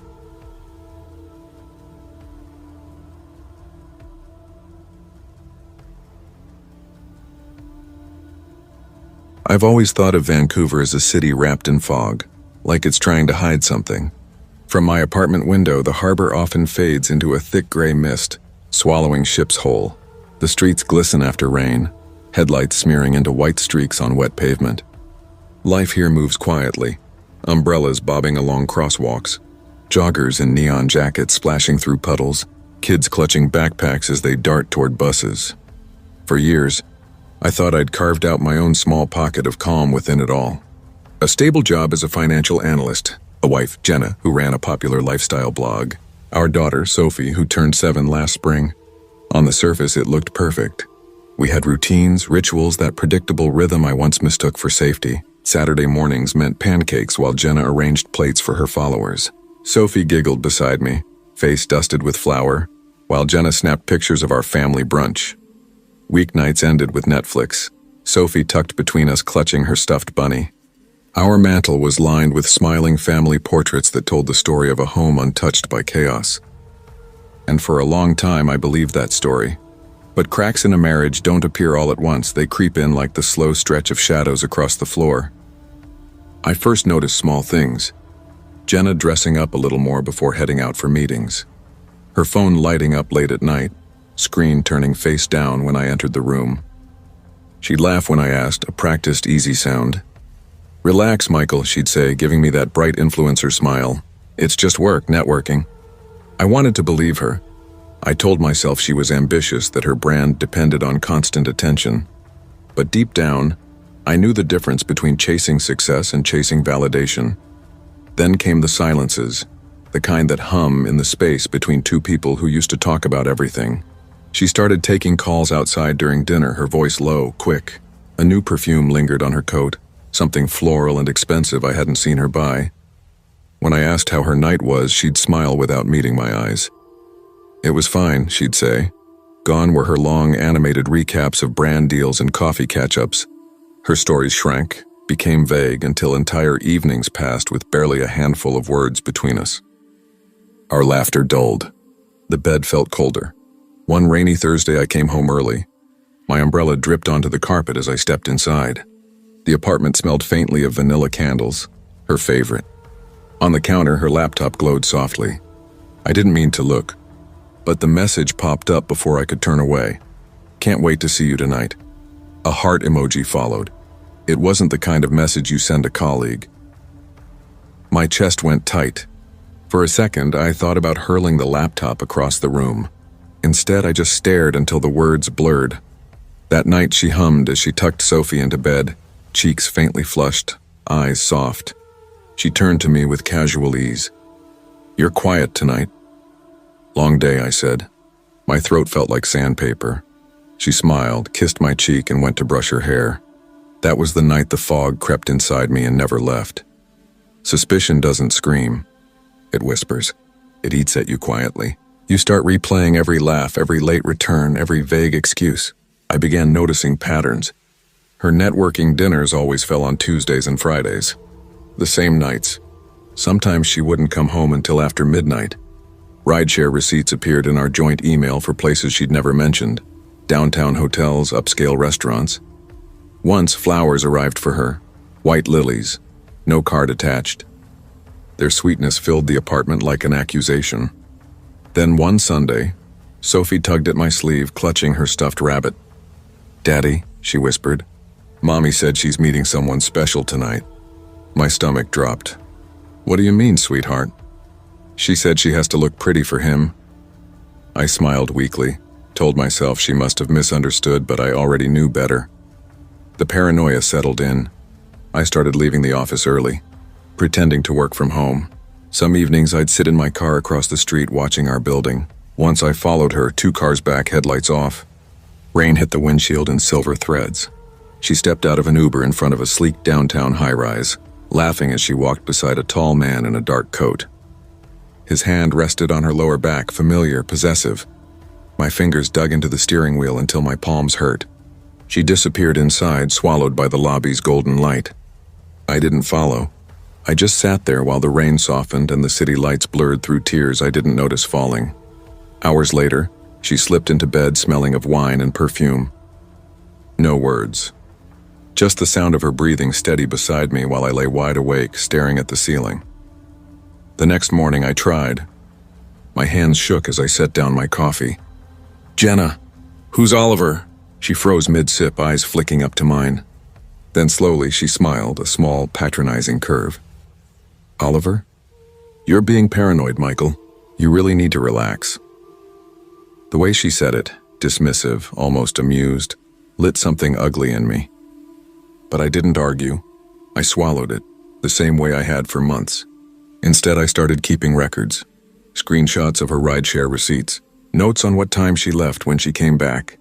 I even kept a small notebook hidden in my desk drawer filled with times, dates, places. Each page felt like a confession. Each line a thread of truth pulling tighter around my chest. It made me feel insane, like one of those men who draw red strings across a wall, connecting meaningless dots. But the more I wrote, the more undeniable it became. My wife was living a life that didn't include me. Then one afternoon I saw it. A dark car idling near Sophie's school pickup zone. The same car. The same man in the driver's seat week after week. My stomach dropped. Was that him? Was that Oliver? Or was I just seeing ghosts in the fog? I couldn't tell anymore if I was protecting my family or losing my mind. The silence started eating me alive. Sophie deserved better than a father unraveling in secret. It was a Friday night, rain tapping against the windows, that soft Vancouver rhythm I used to find comforting. Sophie was asleep, her gentle breath steady through the baby monitor. Jenna sat in the living room scrolling on her phone, a half-finished glass of red wine on the coffee table. I stood in the doorway, my hands trembling. "I know you're seeing someone else." She didn't even look up. "Michael, not this again. I've seen the messages, the flowers, the dinners. I followed you," my voice cracked. "I saw you go into that condo downtown, with him." That made her pause. Her eyes lifted, calm, cold. "And what?" she said flatly. "You think you can stop me?" The air left my lungs. "Jenna, we have a daughter. How could you do this?" She sighed, her tone sharp, almost bored. "I need more than this life, Michael. More than routines and spreadsheets. You're trapped." I refuse to be. Before I could speak again, I heard movement down the hall. A figure stepped out from the shadows. He was taller than I'd imagined, broad-shouldered, exuding that smug confidence that fills a room before he even speaks. "Oliver." He smirked. "Looks like the husband finally figured it out." My throat closed. "You're in my house," my voice shook. "Get out." He took a step closer. "Or what?" I grabbed the first thing I saw, Sophie's stuffed rabbit, from the couch, holding it against my chest like a shield. "She's upstairs," I said, my voice cracking. "My daughter is here. Get out." For a moment, none of us moved. The rain against the window was the only sound. Jenna's face was blank, unreadable. Then Oliver chuckled softly and stepped back. "You're pathetic," he said, brushing past me toward the door. The slam echoed through the apartment like a gunshot. I turned to Jenna, shaking. "You let him in here, with Sophie home." Her expression didn't waver. Cold, detached. "You'll never understand," she said quietly. "I need more than you." That was it. I knew she was gone long before she packed her things. 2 weeks later, she left. No fight, no tears. Just a single suitcase by the door and a note that read, "Don't make this harder than it has to be." Oliver came to get her in a sleek black car. I stood at the window, Sophie's small hand curled inside mine, watching her mother disappear into the fog. "Daddy," she whispered, "when's Mommy coming back?" I forced a smile. "She just needs some time away, sweetheart. But I'm here, always." Life after Jenna was quieter, lonelier, but also clearer. I clung to routines for Sophie's sake. School drop-offs, bedtime stories, Saturday pancakes. I filled every silence I could. But every night I checked the locks twice. Sometimes 3 times. Every creak in the apartment made me tense. One evening I found Sophie drawing at the kitchen table. She looked up, proud, holding out her picture. A house, 2 stick figures inside, her and me. Outside, a taller figure stood in the rain. "Who's that?" I asked gently. "Mommy's friend," she whispered. My chest tightened. Even at 7, she understood more than I ever wanted her to. Weeks turned into months. Jenna's social media flaunted her new life. Glossy photos of her and Oliver in a downtown penthouse, wine glasses and city lights. She looked radiant, free. I looked at those posts until I couldn't anymore. Eventually, I stopped caring.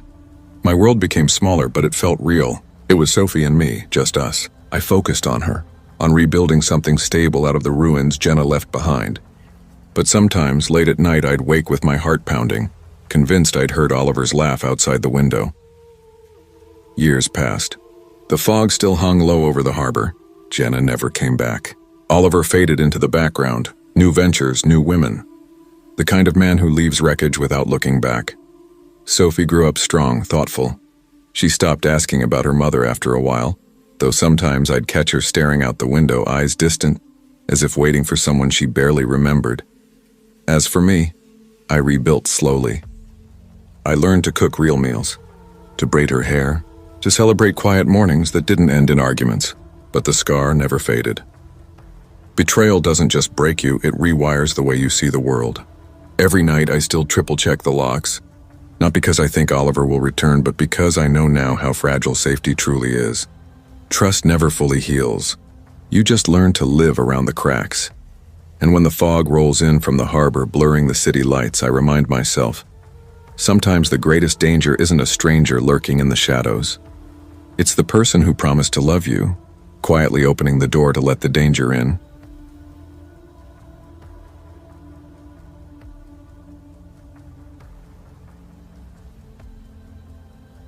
I used to think toxic relationships were something that happened to other people. The women you read about in online confessionals, or the ones your mom warns you about over coffee. I thought I was too grounded, too aware, too independent to ever fall into that trap. But the truth is, red flags don't look like red flags when you're desperate to feel seen. It was July 2017, in the thick heat of a Chicago summer, when my best friend dragged me to a rooftop party in Fulton Market. I was 24, a junior PR assistant drowning in deadlines and rent payments, pretending I had adulthood figured out. The air smelled like beer and asphalt, the skyline glowing in neon reflections. For once, I let myself stop caring. That's when I saw him, Ethan Blake. Tall, athletic, with an easy grin that made you feel like you'd known him forever. He handed me a drink like it had been waiting for me. "New here?" I asked, trying to sound casual. "Just moved from Seattle," he said, his voice smooth. "Needed a fresh start. Messy breakup. We talked for hours about nothing, about everything. The world below us blurred into noise. When the night ended, he walked me to my car. hands in his pockets like he belonged there. By the time I got home, he'd already texted, "Tonight was the best I've had in years. You're different, Maddie. Don't disappear." The whirlwind began immediately. Morning text before I opened my eyes. Coffee dropped off at my office with notes to my favorite girl. Late night calls that stretched until sunrise. For the first time in months, I felt seen. "You're the only one who gets me," he whispered one night, his arm heavy around my waist. And I believed him. God, I wanted to believe him. But the shine wore off faster than I expected. It started with my clothes. "That skirt makes you look cheap, babe. Why not wear the blue dress I like?" Then came my friends. "Lily's jealous," he'd say. "You're too good for people like her." I laughed it off. Love means compromise, I told myself. But when my childhood friend Michael came to visit, something in Ethan shifted. Michael hugged me at the bar, a casual, harmless hello, and Ethan's face darkened. "You think I'm stupid?" he hissed later that night. "You think I didn't see the way he looked at you?" My phone buzzed nonstop after I got home. 10 messages. Then 20. By the end of the hour, 37. They swung between "I love you, don't leave me, and if you ever talk to him again, you'll regret it." That should have been my cue to run. But instead, I told myself he was just passionate, just scared. I didn't realize fear could rot into obsession. By September, he had a copy of my apartment key. I never gave it to him. He must have made one when I lent him mine to grab groceries. One night, I came home to find my living room rearranged. The couch angled toward the window. Books stacked neatly on the table. "Made it better," he said with a shrug, like it was normal. I laughed, but a cold unease crawled up my spine. He started showing up outside my office unannounced. "Just wanted to see you." He'd grin through the glass. "Sunday dinners with my parents stopped." "They don't care about you like I do," he'd say. "They don't understand what we have." It was gradual, the isolation, subtle. But by the time I realized how far gone I was, I had no one left to call. And then the mask slipped. One night, after I refused to quit my job like he demanded, his expression hardened. "You're ungrateful," he spat. I stood my ground and he slapped me. The sound cracked through the room. My hand flew to my cheek as tears burned my eyes. He just smirked. "Relax, baby. You make me crazy. You don't want to make me crazier, right?" I cried until morning. And then, as if the night had been erased, he showed up with flowers. Kissed my forehead. Whispered, "I'm sorry. It'll never happen again," and I wanted to believe him. Needed to. But the apologies were followed by threats. He showed me screenshots of old Facebook messages, stupid college stuff about trying drugs, a shaky video of me stealing a bottle of wine as a freshman. Little things I'd forgotten. Things he could destroy me with. And he knew it. "What would your boss think if he saw this?" he said, smirking as he waved my old messages in my face. The threat was casual, almost playful, but the meaning was razor sharp. My stomach twisted. Every day, the invisible chains tightened a little more until I could barely breathe without wondering how he'd react. By November, I had reached my limit. I started planning in secret, packing small bags when he was out squirreling away cash in the lining of my winter coat, inventing excuses to stay late at work.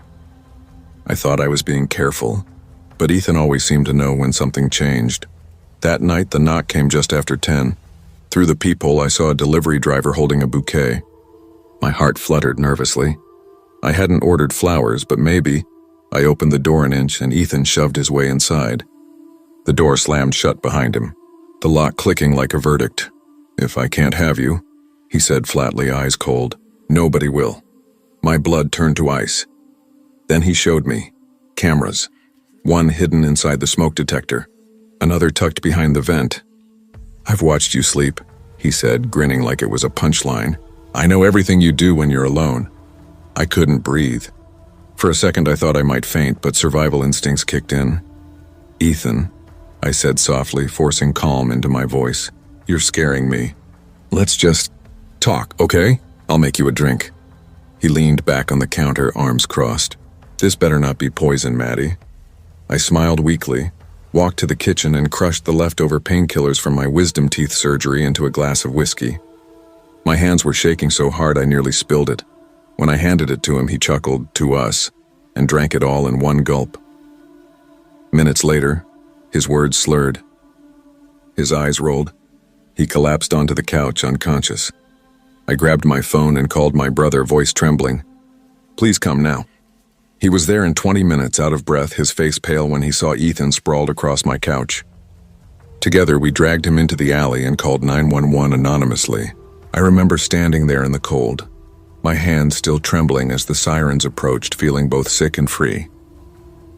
The police took him away that night. Trespassing, stalking, unlawful surveillance.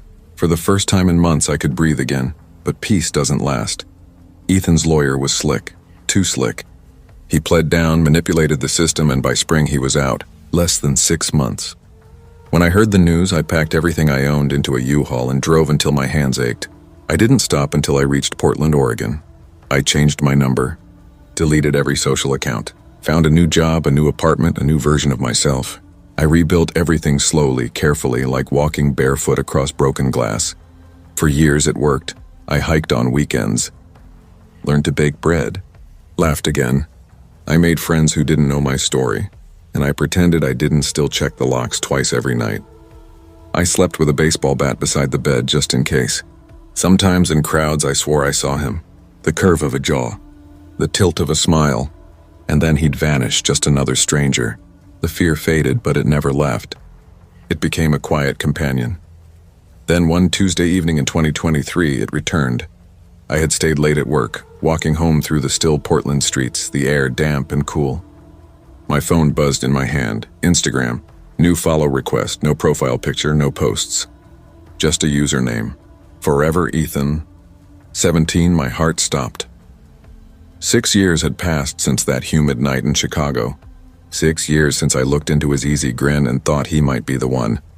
I blocked the account instantly, but my hands wouldn't stop shaking. My chest felt tight, my breath shallow, because deep down I knew what it meant. He had found me again. And Ethan Blake wasn't finished with me. Love is not control. Possession is not devotion. What starts as sweet concern can curdle into surveillance, isolation, and fear. It doesn't happen all at once. It grows inch by inch until it steals everything you are.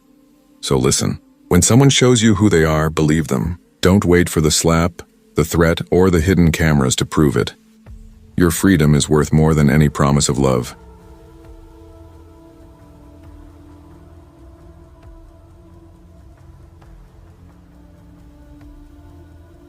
I've always believed Edinburgh in winter was a city built to keep its secrets. The stone buildings don't just stand, they brood, ancient and watchful. When the fog rolls in from the North Sea, the world shrinks until you can barely see your own breath. Our townhouse sat on one of those narrow closes where gas lamps threw long, trembling shadows across the cobblestones. It was beautiful, yes, but it carried a heaviness, as if every brick remembered something it refused to tell. My name's Eric Lawson. Architect, perfectionist. I've spent my life chasing precision, measured lines, right angles, certainty.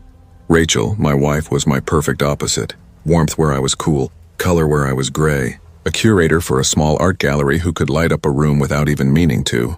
For 10 years that contrast worked. I built the walls. She filled them with life. But lately the air between us had changed. It started subtly, like a hairline crack running through plaster. Rachel began taking evening classes, photography, painting, even a short story workshop. She said she needed fresh inspiration for her exhibits, needed to stay close to the creative pulse. I believed her, encouraged it even. But soon she was gone more than she was home. One night I asked, "You stayed late again?" "You never tell me what those classes actually are." She smiled without meeting my eyes. "It's private, darling. You know how artists are." Something in the way she said it, smooth, rehearsed, hit me wrong. Not just evasive, dismissive. It lodged in my chest like a splinter. Soon her phone was always in her hand. Notifications vanished before I could glance at them. I'd hear her laughing in the next room, and the moment I walked in, silence. Even the bed felt colder, like she'd already left, just hadn't said it out loud yet. Then came the letter. It was a windy December night when I noticed an envelope half pushed under our front door. I bent to pick it up, thinking it was a bill or a flyer. But when I saw the handwriting, my stomach flipped. It was Rachel's. "I know what you saw. Don't try to stop me." I froze. The air seemed to thicken around me. My heartbeat echoed in my ears as if the house itself were holding its breath. I found her in the kitchen, calmly pouring tea. "Rachel, what the hell is this?" I shoved the paper toward her. She read it once, then looked up, her expression almost amused. "Eric, that's not mine." "Are you all right? You look exhausted." Her tone was maddeningly gentle, like she was talking to a child who'd imagined monsters. "Don't patronize me," I said. "I'm not." She tilted her head, that faint smile still there. "Maybe take a few days off. You've been under pressure." I wanted to believe her. God, I did. But that night I lay awake, staring at the ceiling. Every creak of the old house sounding like footsteps in the hallway. The fog outside pressed against the windows, thick and heavy until it felt like it was seeping inside me. Paranoia doesn't storm in, it seeps. Like a draft through a cracked window. The footsteps came first. Slow, deliberate. Always when Rachel said she was at class. I'd rush into the hall, but it would be empty. The air just slightly disturbed.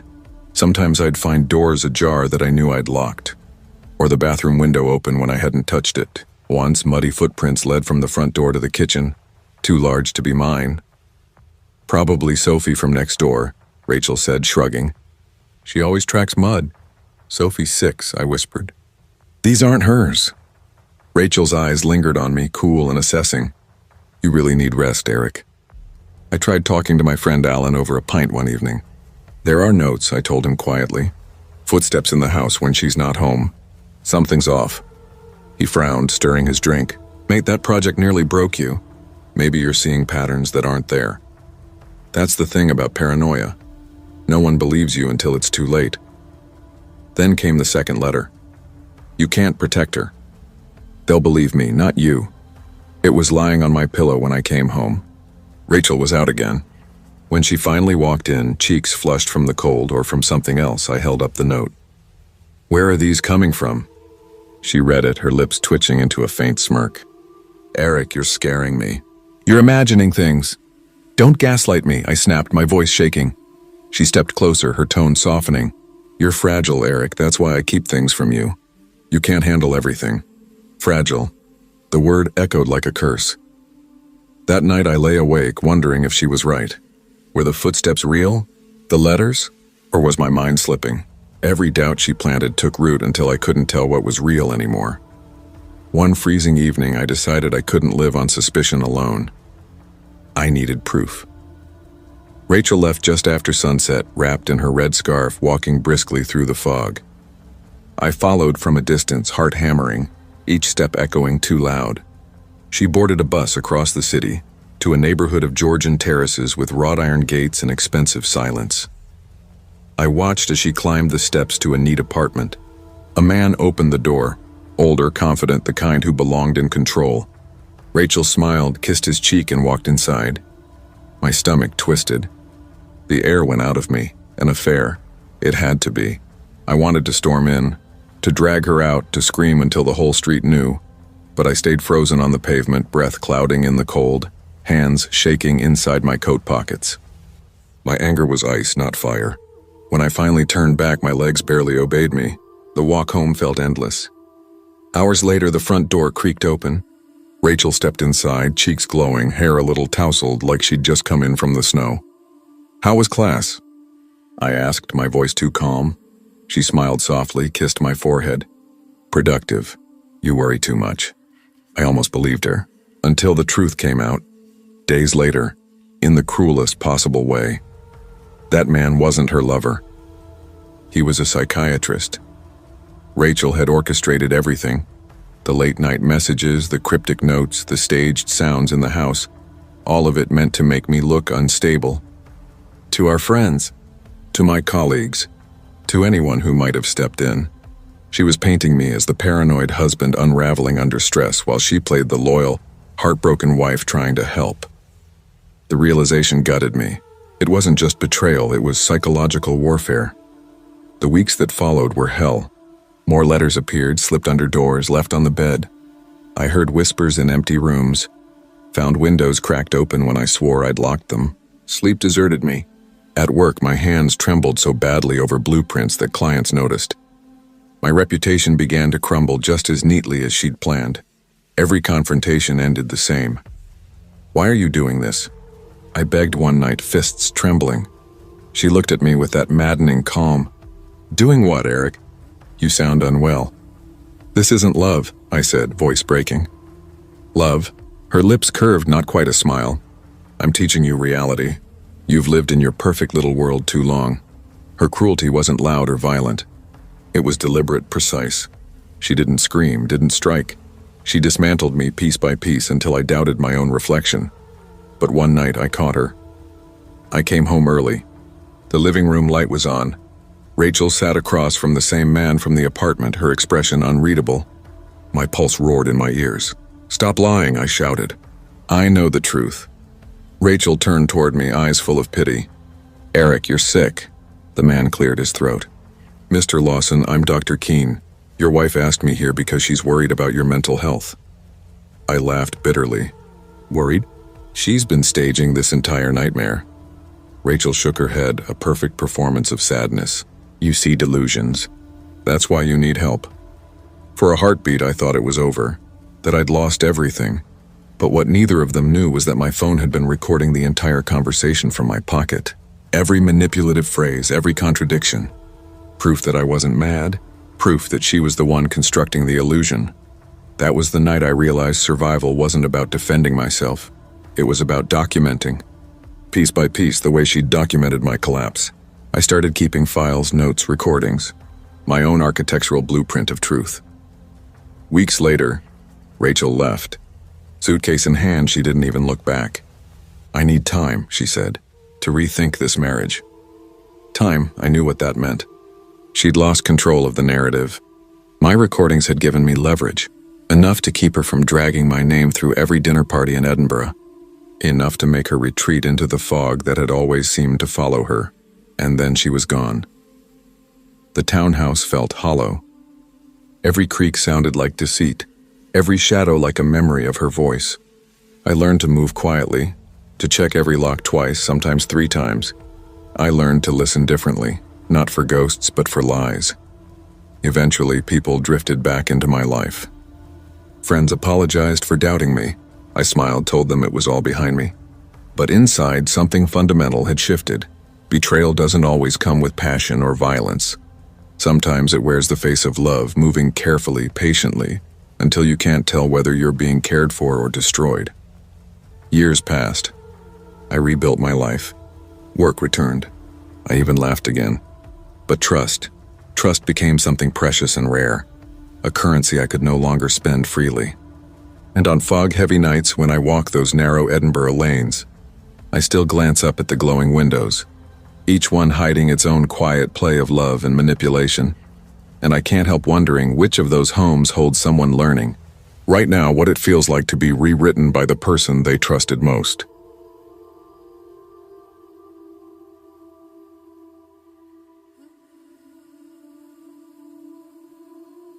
I was 26, living in Columbus, Ohio, and convinced I'd finally patched up enough of myself to risk dating again. My last relationship had been a 3-year implosion, the kind that doesn't just end but detonates everything you thought you knew about trust. He'd cheated on me with my best friend. After that, it wasn't just heartbreak. It was a loss of orientation, like my own judgment had turned against me. For months, I barely left my apartment. My roommate, and the only person who hadn't betrayed me, was Kara. She refused to let me sink quietly. "Get out there," she'd say, crossing her arms with that half-annoyed, half-loving look she'd perfected. "You're not getting any younger, and you deserve better than Netflix and frozen pizza." Eventually, more to shut her up than anything, I downloaded True Match. It was a late Saturday night, the kind of quiet where the fridge hums too loud and loneliness feels physical.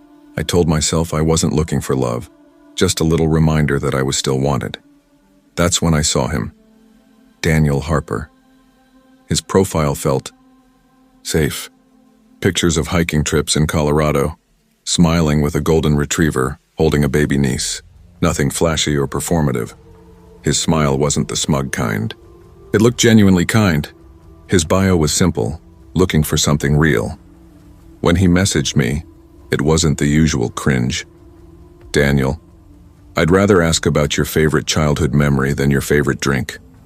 It made me laugh. Soft, involuntary, and something in me loosened. For 2 weeks, we talked every night. About music, family, small fears, stupid dreams. He was funny without trying, thoughtful without sounding like he'd rehearsed it. Kara watched me scroll through his messages one evening, skepticism radiating off her. You sure he's not too clean cut? Since when is not a jerk a red flag? I shot back and she rolled her eyes. I wanted normal again, and Daniel felt like normal. Our first date was at a quiet downtown cafe with Edison bulbs and brick walls. He showed up right on time. Crisp shirt, dark jeans, a little nervous in a way that made me relax. He asked about my job in marketing, my family, my obsession with 80s movie soundtracks. He actually listened. He remembered details. When I mentioned how I missed my dad's lasagna, he smiled and said, "Homemade pasta night soon then." When he walked me to my car, there was no awkward pressure, no overconfident lean-in, just a soft smile. "I'm glad I met you," he said. "I think this could be something real." And God help me, I believed him. I drove home grinning like a teenager. The next 3 months were bliss in motion. He brought me flowers for no reason. Not the gas station kind, but hand-picked bunches from the weekend market. He cooked for me while jazz played low in the background, his kitchen smelling of garlic and warmth. He even once showed up at my office with a homemade lunch, charming my coworkers so easily it was like he'd always belonged there. Kara warned me it was too perfect. People who never show their bad days are the ones you should worry about, she said. But I brushed her off. I needed to believe good people still existed. When Daniel met my parents at Sunday dinner, he had them wrapped around his finger within the hour. My mom leaned over while he and my dad talked baseball and whispered, "Don't let this one go." I smiled, pretending I wasn't already thinking the same thing. But perfection doesn't last. It never does. It started small, texts that came faster, sharper. "Daniel, you busy or ignoring me?" If I didn't reply right away, he'd follow up. Then another. Then a phone call. He started making jokes about my coworkers, the ones I'd laugh with in meetings. "You sure that guy in design isn't a little too into your Spotify playlists?" His tone was light, but his eyes weren't. When I tried to reassure him, he'd go quiet, withdrawn, until guilt spilled out of me like an apology I didn't owe. "I'm sorry," I'd say. "I didn't mean to make you feel that way. I've been cheated on before," he'd murmur. "I can't go through that again." By month 5, his neediness became suffocating. He wanted to spend every night together. If I said I wanted a quiet evening with Kara, he'd sigh, wounded. "I just don't get why you'd rather watch movies with her than be with your boyfriend." One night, after another guilt-soaked argument, I suggested we slow down. His whole demeanor shifted. His voice cracked, but his eyes hardened. "If you're already thinking about leaving," he said quietly, "just say it now." I tried to laugh it off, to ease the tension, but my stomach knotted. I could feel something tightening beneath the surface, something fragile, unstable. The man who'd once felt like calm now felt like control. And I wasn't sure when the line between love and fear had started to blur. I stayed. Even when that small, insistent voice deep inside me whispered that something was wrong, that love shouldn't feel like walking on glass. I told myself I could fix it, that maybe his insecurity came from pain. But deep down, I knew better. One evening, while Daniel was in the shower, I found his phone on the counter. The screen lit up with a new Instagram notification from an account I didn't recognize. The message preview read, "She doesn't deserve you. I'd treat you better." A chill crawled up my spine. When he came out, towel slung around his shoulders, I asked him about it as casually as I could. "Who's messaging you?" He froze for a second, just a second, then forced a laugh. "Just some troll," he said, brushing it off. But later that night, curiosity and dread pushed me to look closer. The account's profile picture stopped my breath. It was me, a cropped photo from my old Facebook page.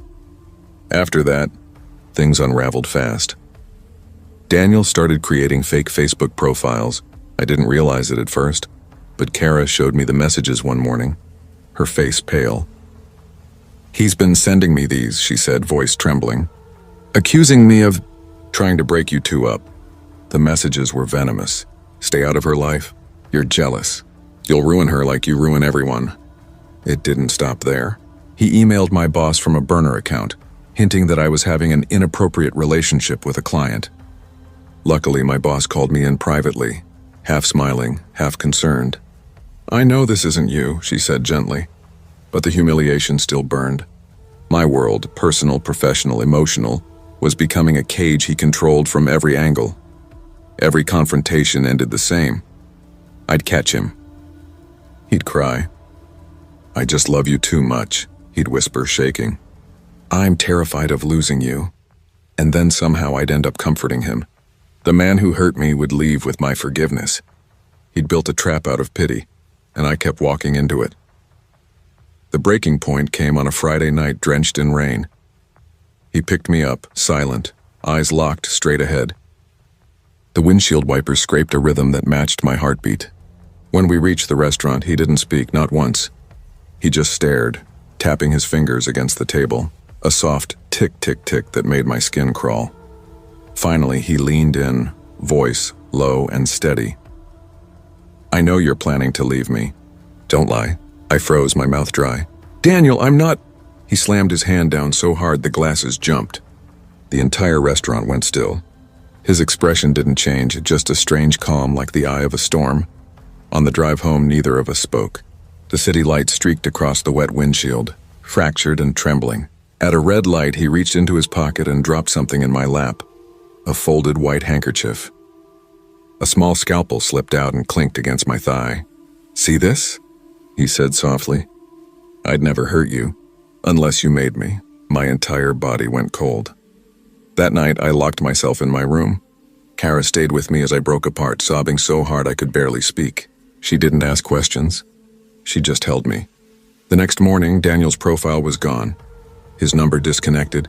It should have been relief, but what I felt was terror. Because people like him don't just vanish. They wait. For weeks, every sound made me flinch. Every knock at the door made my heart race. I changed apartments, changed jobs, changed my phone number. I even deleted every dating app from my life. But sometimes the past finds its way back. Small, deliberate reminders that he's still out there. A pressed flower left in my mailbox. A sketch of me sitting at my old desk. A note slipped under my door. "I told you this was real. Dick, I've never told Kara, not my parents either. They think I'm safe now. They think I've moved on." But some nights, when the hallway outside my apartment creaks and soft footsteps echo near my door, I lie awake, hardly breathing. And I wonder, has he been here the whole time? Watching, waiting for me to let my guard down? The shadow of obsession is heavier than I ever imagined. It lingers in places you thought were yours. It reshapes your silence, your trust, even your reflection.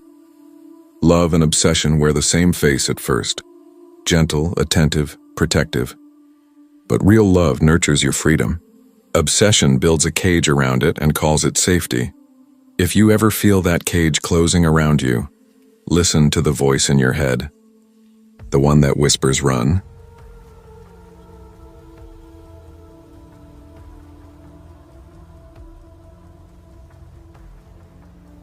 They say you never forget the moment you meet someone who changes your life forever. I used to think that meant love, destiny, something cinematic. But no one tells you that forever can also mean the kind of change you spend years trying to undo. It was October 2014, Phoenix, Arizona.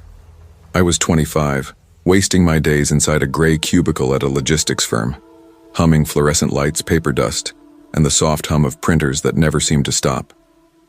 My life felt like a loop. Coffee, spreadsheets, traffic, sleep. Repeat.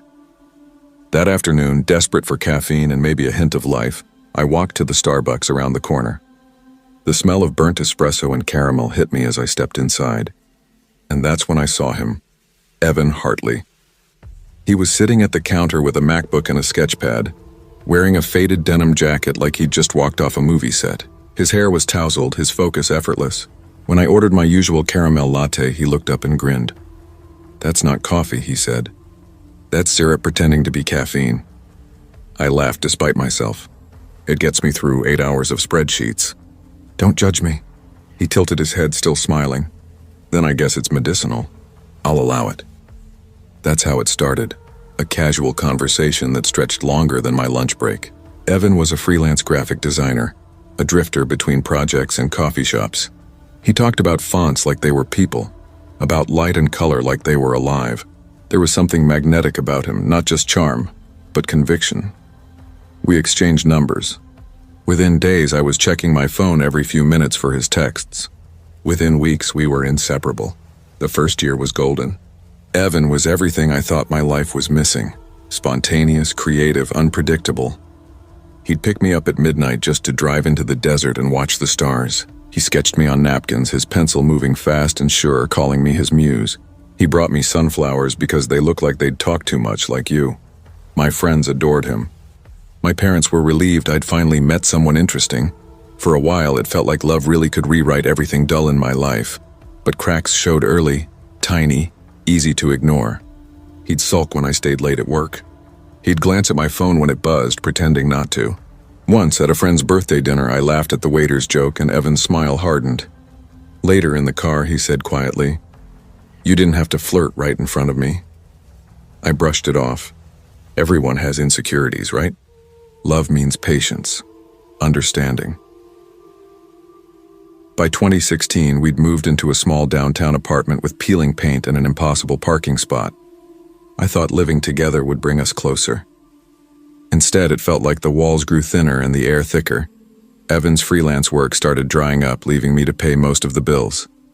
When my dad offered to help with rent, I thought I was easing the pressure. But when I mentioned it, Evan's expression changed instantly. "So your dad thinks I can't take care of you?" he said, his voice low. That's not what he meant. Don't defend him. He stood, grabbed his keys, and slammed the door so hard the frames on the wall trembled.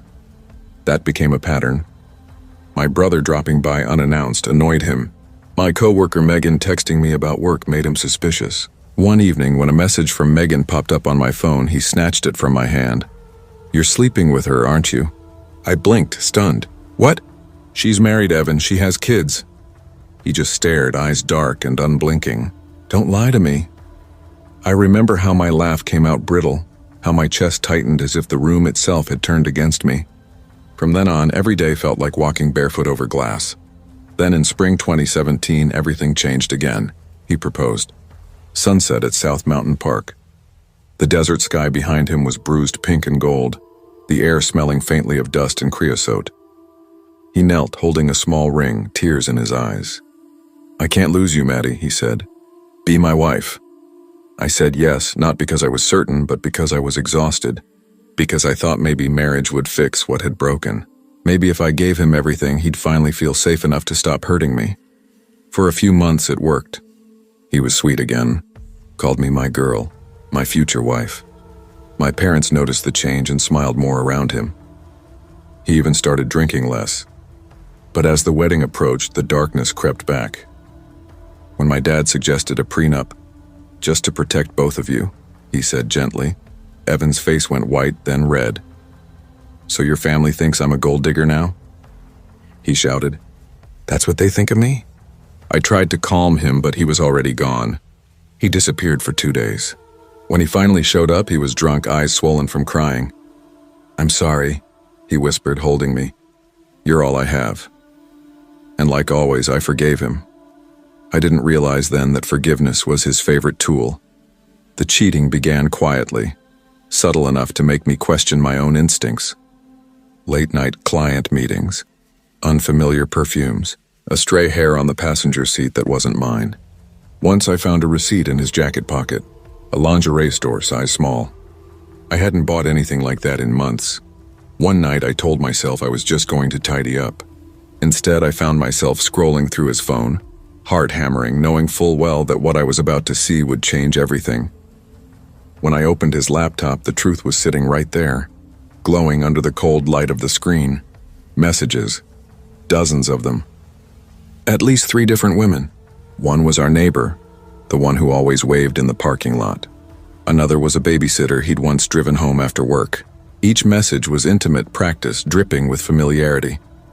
My stomach twisted so violently I thought I might be sick.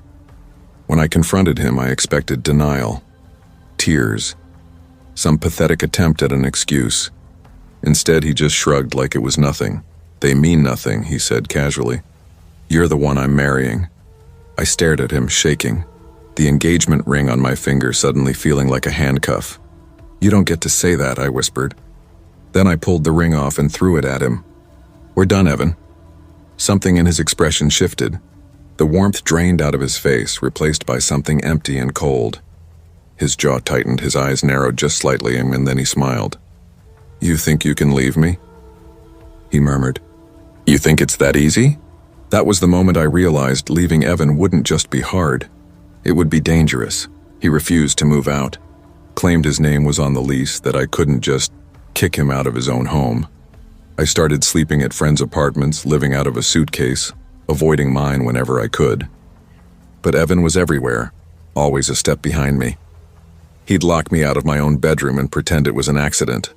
He'd open my laptop, read my emails, and leave them slightly out of order so I'd know he'd been there. Once I caught him parked outside my office in his old Honda Civic, just staring through the windshield like he was waiting for me to acknowledge him. When I blocked his number, he created new ones. Then came fake social media accounts, versions of me that weren't me. One night, my coworker sent me a screenshot of a Facebook profile using my pictures with captions like, "Looking for men since my fiancé can't satisfy me." I felt humiliated, violated, like he'd crawled into the parts of my life I thought were private and smeared them with his fingerprints. At night, I barely slept. I'd hear footsteps in the hallway, faint and deliberate. Once at 2 a.m., I crept to the door and looked through the peephole. Evan was standing there holding a bouquet of wilted flowers. His voice came through the crack under the door, soft, tender, terrifying. "We're still getting married, babe," he whispered. "You just don't know it yet." My hands shook so badly I couldn't even dial 911. The worst came in August 2017. I came home from work, keys jingling in my shaking hand, and froze the second I opened the door. Cigarette smoke hung heavy in the air. Evan didn't smoke. On the kitchen table sat a small white box. Inside was a wedding cake topper, a bride and groom. The bride's head had been snapped clean off. My stomach turned to ice. Before I could move, Evan stepped out of my bedroom, grinning like he'd just been waiting for the punchline. "I've been waiting for you," he said. I bolted, ran barefoot into the hall, pounding on my neighbor's door until she opened it. Evan followed, his voice echoing through the corridor, half fury, half pleading. "If you marry someone else, I'll kill him. You're mine forever." The police came within minutes. They found a spare key in his pocket, and later, during a search, a hidden camera in my smoke detector. The detective told me quietly, "You're lucky you ran when you did." Evan was arrested and charged with harassment, trespassing, unlawful surveillance. He served 9 months. That was all. And then he disappeared from Phoenix. I thought that was the end. For years, I tried to build my life back piece by piece. Therapy, long phone calls with my mom where I mostly cried, new friends who never knew the version of me that flinched at every unexpected sound, a better job, a small apartment with locks I changed twice, but fear lingers. It embeds itself in your bones. Every knock on the door made my pulse spike. Every blocked number felt like a ghost pressing its face against the glass. Then, in 2022, something small and stupid, even, shattered the fragile peace I'd built. I was scrolling LinkedIn after work, just zoning out. A notification popped up. Your profile was viewed. I clicked it without thinking. The account had no profile picture, no work history. Just 2 initials, E. My hands went cold on the keyboard. It had been years. Different city, different state. I'd changed everything, my number, my address, my life. But somehow, he'd still found me. Evan Hartley. Even just typing his name now feels like tempting fate. Maybe he's still out there. Maybe he never stopped watching. People romanticize passion, the kind that consumes you, but they never tell you how quickly love can turn into possession, how easily charm can curdle into control. It starts small, a jealous question, a critical comment, a phone check just because you think it's love. You think it means they care, but love doesn't cage you. It doesn't make you shrink. Real love feels safe. Anything else isn't love, and it's control dressed as devotion. And if you ever start confusing the two, run before it's too late.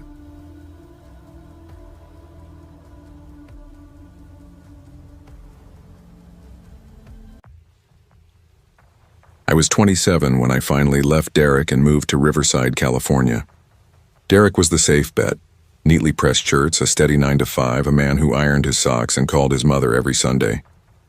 For 3 years, our life ran like a train on fixed rails, comfortable, predictable, and suffocating. The future stretched out like a suburban map. Mortgage, 2 kids by 30, dinner parties with the neighbors, and a kind of dull, polite death. One night, over candlelight at our favorite Italian place, Derek was rambling about tax brackets and interest rates while twirling his spaghetti with mechanical precision. I watched his mouth move, but all I heard was a clock ticking behind my ribs. I set my fork down and said quietly, "I can't do this anymore." He blinked, confused. "Do what?" "This us." He stared at me for a long time, then cried. Real tears, slow and stunned. His family called me selfish for weeks after that. I told myself I was chasing freedom, the unknown, something that still had blood and teeth in it. But freedom came with a price. Loneliness. For months, my world was just long walks by the river, half-empty wine bottles and Netflix shows I never finished. The silence pressed in until I downloaded Tinder one lonely Saturday night. Not for love, I told myself. I wanted a pulse, a spark, something reckless enough to remind me I was still alive. That's when I met Nathan Crawford. His profile was minimalist, a single photo in a sharp gray suit beside a black Mercedes. Bio, work hard, play harder. Not serious. I almost swiped left until his message appeared. Red is your color. I froze. The red dress in my profile picture, the one I'd worn to Derek's company party. His words weren't cheesy or clumsy like the rest. They felt precise, controlled, dangerous. We met at Oakwood Grill the following Saturday, 8:30 sharp. The restaurant glowed in amber light and smelled faintly of cedar and steak fat. Nathan stood when I walked in. Tall, broad shoulders, a thinning hairline he wore like armor. His cologne hit me before his words did, musky and rich, the kind that lingers long after someone leaves. "Pictures don't do you justice," he said, eyes steady on me. He ordered without asking, steak, lobster, champagne. I should have been annoyed, but instead I found myself flattered. The way he leaned in close, the brush of his fingers against mine, his voice low and deliberate. It wasn't the alcohol making me dizzy. It was him. By dessert, I was already gone. The affair escalated fast. Weekends in Palm Springs, hotel rooms drenched in lamplight, gifts I never asked for but couldn't refuse. He'd call past midnight whispering that his wife Monica didn't understand him, that life with her was gray and that I was his color. I told myself I wasn't falling, that it was all just play. But when his text buzzed, I dropped everything. Then the shadow started creeping in. At first, Nathan's intensity thrilled me. He made me feel seen, chosen. But soon it shifted. If I didn't respond fast enough, another text came seconds later. "Too busy for me now?" He'd comment on my Instagram photos. "What if someone recognizes you? Are you trying to get caught?" Once, when I mentioned grabbing coffee with a guy friend, his expression hardened. "You don't do that," he said flatly. "You're mine." I laughed it off, said, "Relax, it's just coffee." His eyes didn't soften. "Don't test me, Alyssa." It was supposed to be an affair. Temporary, exciting. But he wanted control. I started choosing words carefully, deleting posts, double-checking messages before hitting send. My sister Melissa found out one night when she saw his texts light up my phone. She called me, voice shaking with anger. "Are you out of your damn mind?" "He's married, Alyssa." "You think he's leaving his wife for you? He'll ruin you." "You don't get it," I said quietly. "He makes me feel alive again." "Alive?" she snapped. "That's not alive. That's addicted." I hung up and cried harder than I had the night I left Derek, because deep down I knew she was right. But Nathan had already become a habit I couldn't quit, one that made my heart race even as something darker began to whisper underneath it all. "You're not free anymore." Then came March 2021. Nathan had promised to meet me again at the Oakwood Grill. I got there early, sliding into the same corner booth where we'd first met. My hands wouldn't stay still. I kept unlocking my phone, refreshing messages, glancing toward the door every few seconds. When he finally walked in, he was 20 minutes late, sweat glistening on his temple. His shirt collar was slightly crooked, his tie loosened. He scanned the room like he was expecting someone else to show up. "Rough day?" I asked, trying to sound casual. He smiled tightly. "You could say that." Something in his tone made my skin prickle. Dinner started quietly. Small talk, forced laughter, but the tension was a living thing between us, humming beneath every word. Then it happened. "Nathan, you bastard." The voice cut through the restaurant like shattered glass. Every fork paused mid-air. Every conversation died. Even the soft jazz in the background seemed to stop breathing. At the entrance stood a woman, tall, raven-haired, beautiful in a way that was sharp rather than soft. Her green eyes locked on Nathan, burning. Monica. Her purse hit the table as she stormed forward, spilling its contents across the floor. "You think I wouldn't find out?" she hissed. "You waste my money on this little slut?" My stomach lurched. People stared. The blood rushed to my ears until I could barely hear Nathan's panicked stammering. Something about misunderstandings, business dinners, confusion. Monica didn't buy a word of it. Her gaze turned to me, cold and surgical. "Do you have any idea what kind of man you're dealing with?" she said, her voice trembling not with rage but something worse, pity. "You should be scared of him, not me." It wasn't an insult. It was a warning. Nathan grabbed my wrist and pulled me toward the exit. The room spun as whispers followed us out. In the parking lot, he stopped and turned, his grip tightening until I winced. "Listen to me," he said softly, almost kindly. "Monica doesn't matter. She'll never leave me. But you—" He leaned closer, his breath hot against my cheek. "You're not going anywhere." His calmness was the most terrifying part. After that night, things unraveled fast. Nathan started showing up at my apartment without warning. Sometimes late, sometimes early, always uninvited. Boxes appeared on my doorstep. Perfume, lingerie, expensive jewelry. Notes written in his looping script. "For my girl." They weren't gifts. They were claims. When I texted him to stop, he replied minutes later, "If you walk away, I'll make sure no one ever touches you again." Ever. I blocked his number. The next day, another text came from a different number. Then another. A week later, my sister Melissa called me, voice breaking. "Alyssa, someone sent me screenshots, your text with him. They're threatening to ruin me if you don't call him." My heart stopped. "He's going after you now?" "I'm serious, Alyssa. You need to go to the police."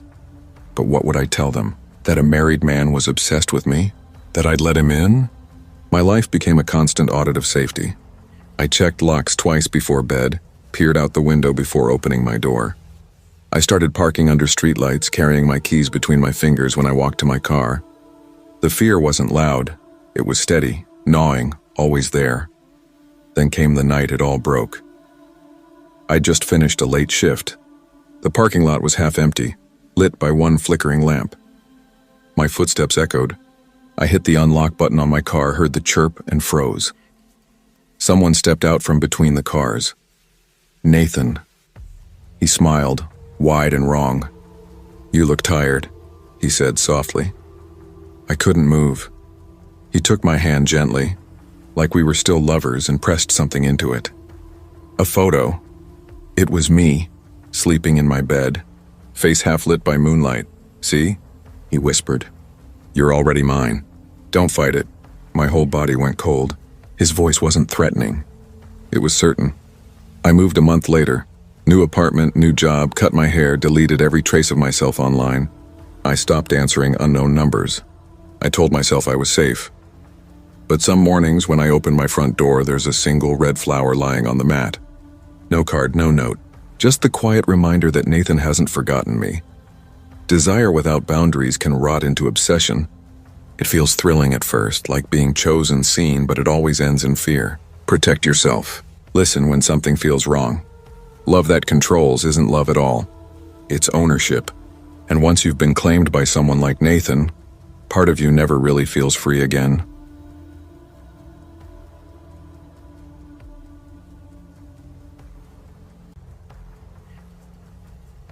Grief has a way of folding time in on itself. Some mornings in Pinehurst, Vermont, I'd wake expecting to hear Luke outside leaning on the horn of his beat-up Honda Civic yelling, "Get your lazy ass up, man. We've got practice!" I'd smile for half a second before remembering It was spring 2010 now, and Luke was gone. No matter how hard I tried to keep moving, every street, every rusted mailbox, every pine-lined corner of our quiet town carried his ghost like a stain that wouldn't wash out. Luke and I had been inseparable since grade school. I was the cautious one, the guy who double-checked every assignment, who kept both hands on the wheel even in the school parking lot. Luke was everything I wasn't, reckless, magnetic, grinning like the world was his to dare. We balanced each other out. He'd push, I'd pull. That was the rhythm, until the rhythm stopped on a cold, rain-slicked night last November when Luke's car lost control and hit a tree.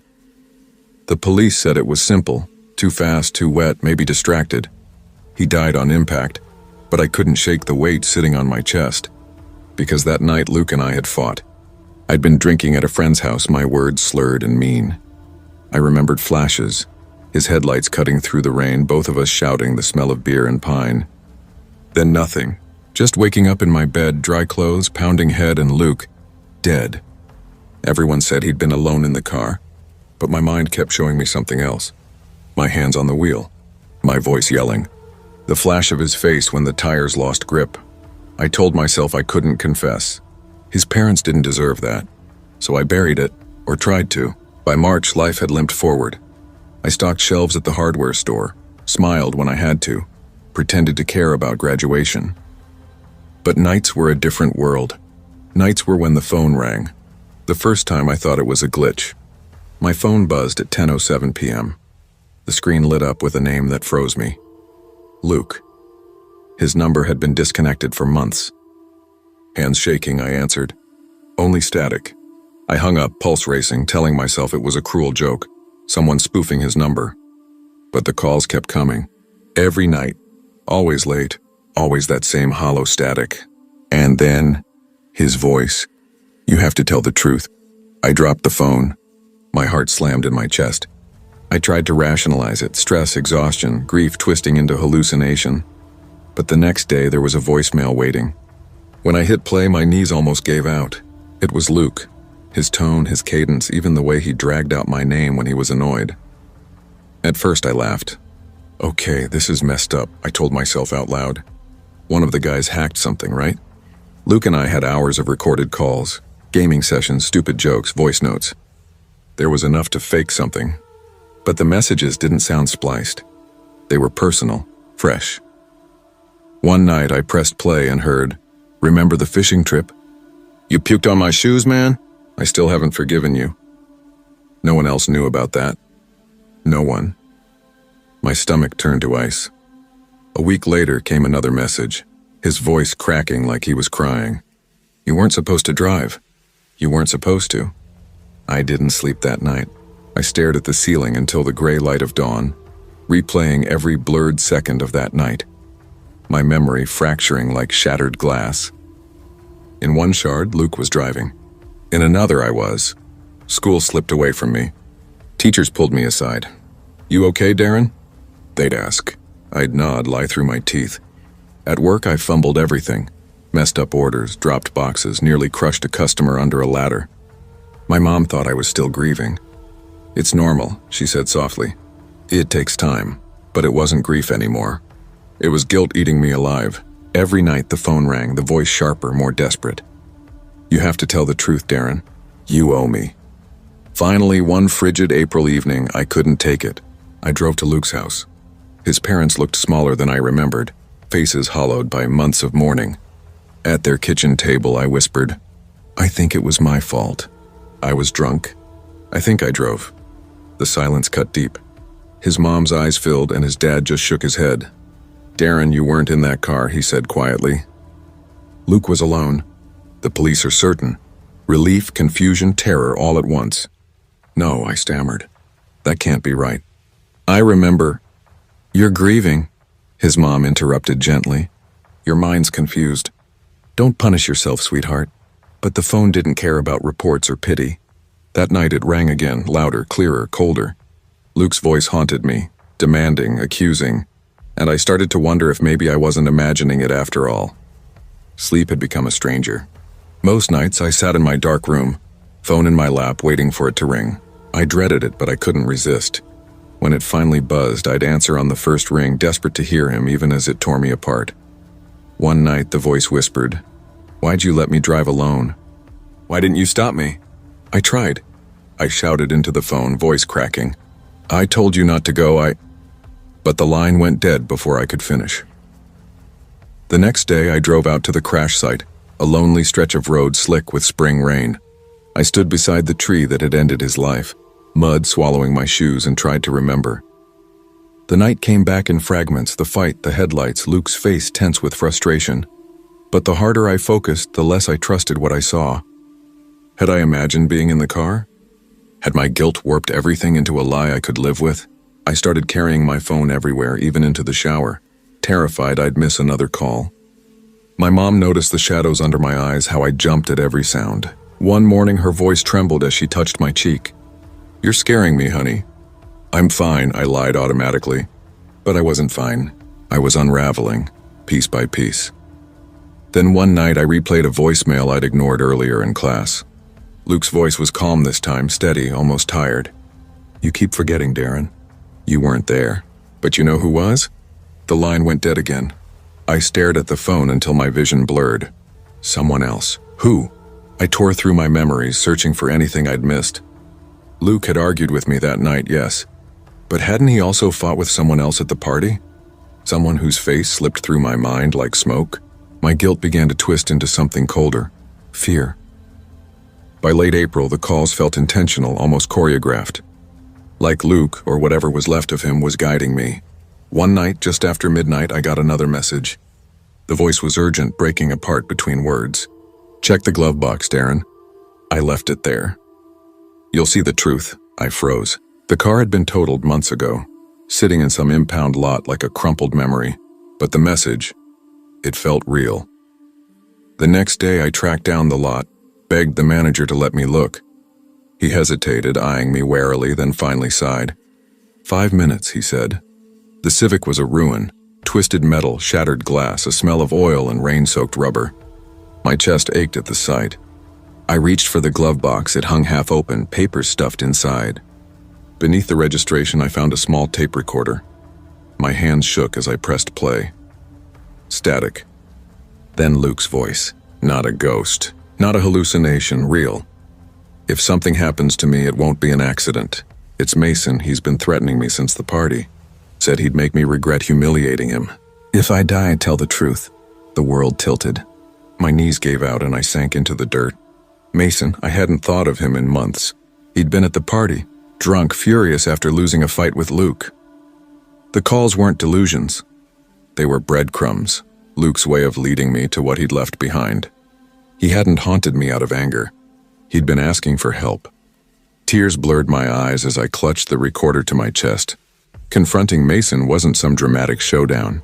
It was two people in a diner booth, the tape recorder between us, the hum of the coffee maker filling the silence. My hands trembled as I hit play. Luke's voice filled the air, sharp and undeniable. Mason's face went pale. He stammered, tried to deny it, but the fear in his eyes said everything. I didn't need a confession, I just needed the truth out. I took it straight to the police. The investigation was messy, slow, painful. But in the end, the truth surfaced. Mason had chased Luke that night, furious after their fight, forcing him off the road. My mind had rewritten the memory to protect me, twisting guilt into false responsibility. It had been easier to see myself as the villain than face the idea that my best friend's death was someone else's cruelty. When the case closed and Mason was taken away, I went back to that road one last time. The tree still stood scarred, silent, a witness to everything. I stood there until dusk, the tape recorder heavy in my pocket. The phone never rang again. Grief distorts memory, bends it until lies feel merciful. Guilt blinds you, convinces you to carry weights that were never yours. But truth, no matter how jagged, is lighter. Love demands honesty.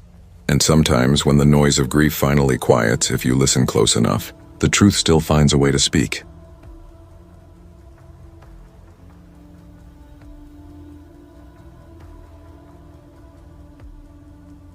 I used to think life in Brookfield, Minnesota was as predictable as the seasons. Summers were sticky and loud with mosquitoes. Fall came crisp and quiet, smelling faintly of burning leaves. Winters stretched endlessly, and spring always felt like a half-hearted apology for all that cold. Nothing ever really changed here. People grew up, got steady jobs, raised families, and died in the same neighborhoods their parents had. I was 16 in the fall of 2021, and like most kids my age, I felt invisible.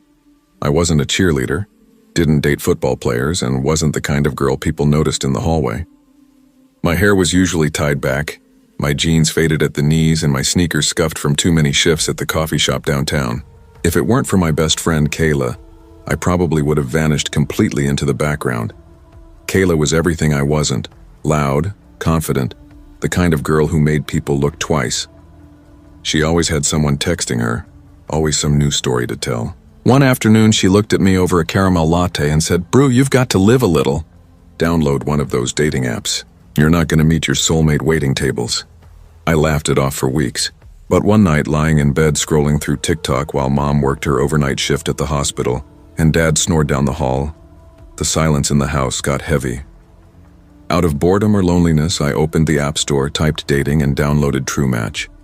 Most of the guys who messaged me were older or just plain creepy, profiles that screamed run. Then there was Tyler Reeves, 17, lived in Fairhaven, one town over. His picture showed him with a golden retriever beside a beat-up Honda Civic. His smile looked genuine, like he wasn't trying too hard. His bio read, "Just looking for someone real. Tired of games." His first message hit differently. "You have kind eyes." Most people don't notice small things like that. I do. No one had ever said anything like that to me. I stared at the screen for a long time before typing, "Thanks. That's nice." That was the beginning. Tyler wasn't like the others. He asked about my favorite books, about Cooper, our old family dog, and my dream of becoming a vet someday. He remembered everything. When I said my mom was working nights, he'd ask the next day how she was holding up. When I mentioned Kayla, he remembered her name. "You're different," I told him once, "and so are you," he texted back.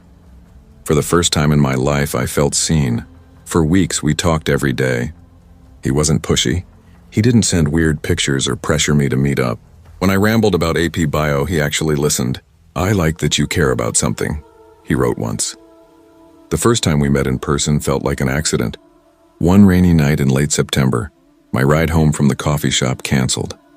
I stood under the awning, rain soaking through my sneakers, when my phone buzzed. "Need a ride?" "I'm nearby." I hesitated. Mom's voice echoed in my head. "Never get in cars with boys you meet online." But then a silver Honda Civic pulled up, headlights slicing through the rain. Tyler leaned over with a shy smile, holding out an umbrella. I got in. We ended up in a diner parking lot, splitting milkshakes, music low, windows fogged. He didn't touch me, not even my hand.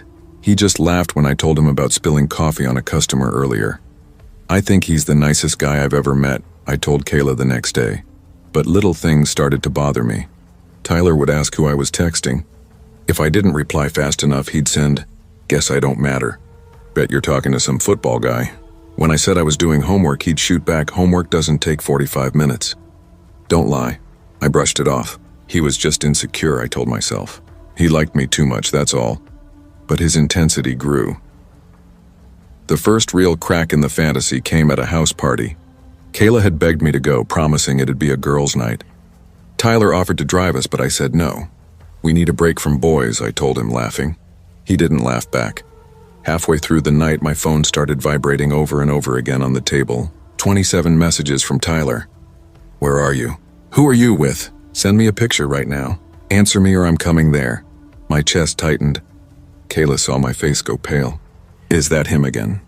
she asked over the music. I nodded, locking my phone and shoving it into my pocket. "Ignore him," she said, trying to pull me toward the dance floor. I tried. I tried to laugh, to lose myself in the noise and the flashing lights, but the dread didn't fade. It clung to me like humidity. When we finally left, one of Kayla's friends pulled me aside near the porch. Her voice was hushed, uncertain. "Hey, Tyler was here earlier. He was in the kitchen saying weird stuff." My stomach dropped. "What stuff?" She hesitated. "He said he has pictures of you, sleeping." I felt everything inside me go cold. "How could he?" I whispered. "He said you sleep with your blinds open," she murmured. "That he likes to watch." I drove home shaking. My fingers trembled as I texted him, "What the hell did you say at that party?" His reply came instantly. I wasn't bragging. I was telling the truth. "I like watching you. You look peaceful. Don't freak out. I just wanted to feel close to you." I stared at the screen, every word slicing deeper. Then I blocked him. That was supposed to be the end of it. But around 2 in the morning, I woke up to a soft, deliberate tapping on my window. My heart hammered as I pulled back the curtain and froze. Tyler was standing in the yard, rain dripping from his hoodie, hands shoved into his pockets, staring straight up at me. I screamed. Dad burst into my room and ran outside, yelling, but by the time he got there, Tyler was gone. The weeks that followed blurred together in fear. Tyler made fake Instagram accounts to message me. "You can't block love." He called from random numbers, pretending to be classmates. "You think you're too good for me?" He even messaged Kayla, "She's mine. Stay away." My parents went to the police, but all they said was, "He's a minor. He hasn't hurt anyone yet. Keep an eye out." Yet. That word haunted me. The breaking point came on October 12th. I just finished my shift at the coffee shop. The parking lot was nearly empty, the air cold enough to sting. On the hood of my car sat a small gift bag. Inside was my favorite brand of lip gloss, a photo of me at the bus stop taken that morning, and a note, "Don't ignore me. I'll wait as long as it takes." My hands shook so badly I nearly dropped it. I left the bag on the pavement and sped home, tears blurring the road. That night I woke to the sharp crash of glass downstairs. For a moment I thought I was dreaming. Then I heard footsteps. I stepped into the hallway, heart slamming against my ribs, and saw him, Tyler, standing in the kitchen light, a knife in his hand, shards of the broken window glittering at his feet. "Why won't you just listen to me?" he shouted, voice cracking. "We're supposed to be together. I can't let you ruin this." Dad rushed in, yelling for him to drop the knife. Tyler lunged but slipped on the glass, slicing his palm open. I grabbed my phone, fumbling to dial 911 as Dad pinned him to the floor. By the time the police arrived, Tyler was bleeding and screaming my name as they dragged him away. "You'll regret this, Brooke. You'll regret it." He was charged with breaking and entering, stalking, and assault with a deadly weapon. The judge sentenced him to 6 years in juvenile detention. It's been 3 years. I still double-check the locks every night. I keep my blinds shut tight even on the brightest mornings. And sometimes when I open a new social media account, I get the same follow request. No profile picture, no posts, just the name, TR forever. Love isn't obsession. Attention isn't affection. Real love doesn't make you afraid to sleep. I learned the hard way that danger doesn't always wear a mask or lurk in the dark. Sometimes it smiles at you through a screen, remembers your favorite book, your dog's name, your dream school, until it twists those small things into chains. Don't ignore the red flags. When someone shows you who they are, believe them. Protect your boundaries. And remember, you are never invisible, but you are never required to belong to someone else's idea of love.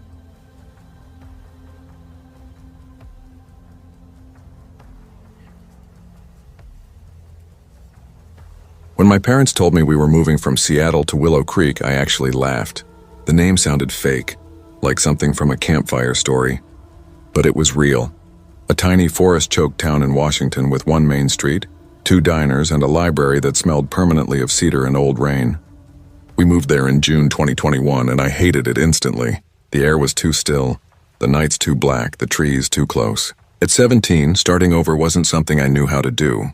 After years in crowded classrooms and buzzing city streets, Willow Creek felt like someone had turned the world's volume all the way down. The only person who made it bearable was Elise Carver.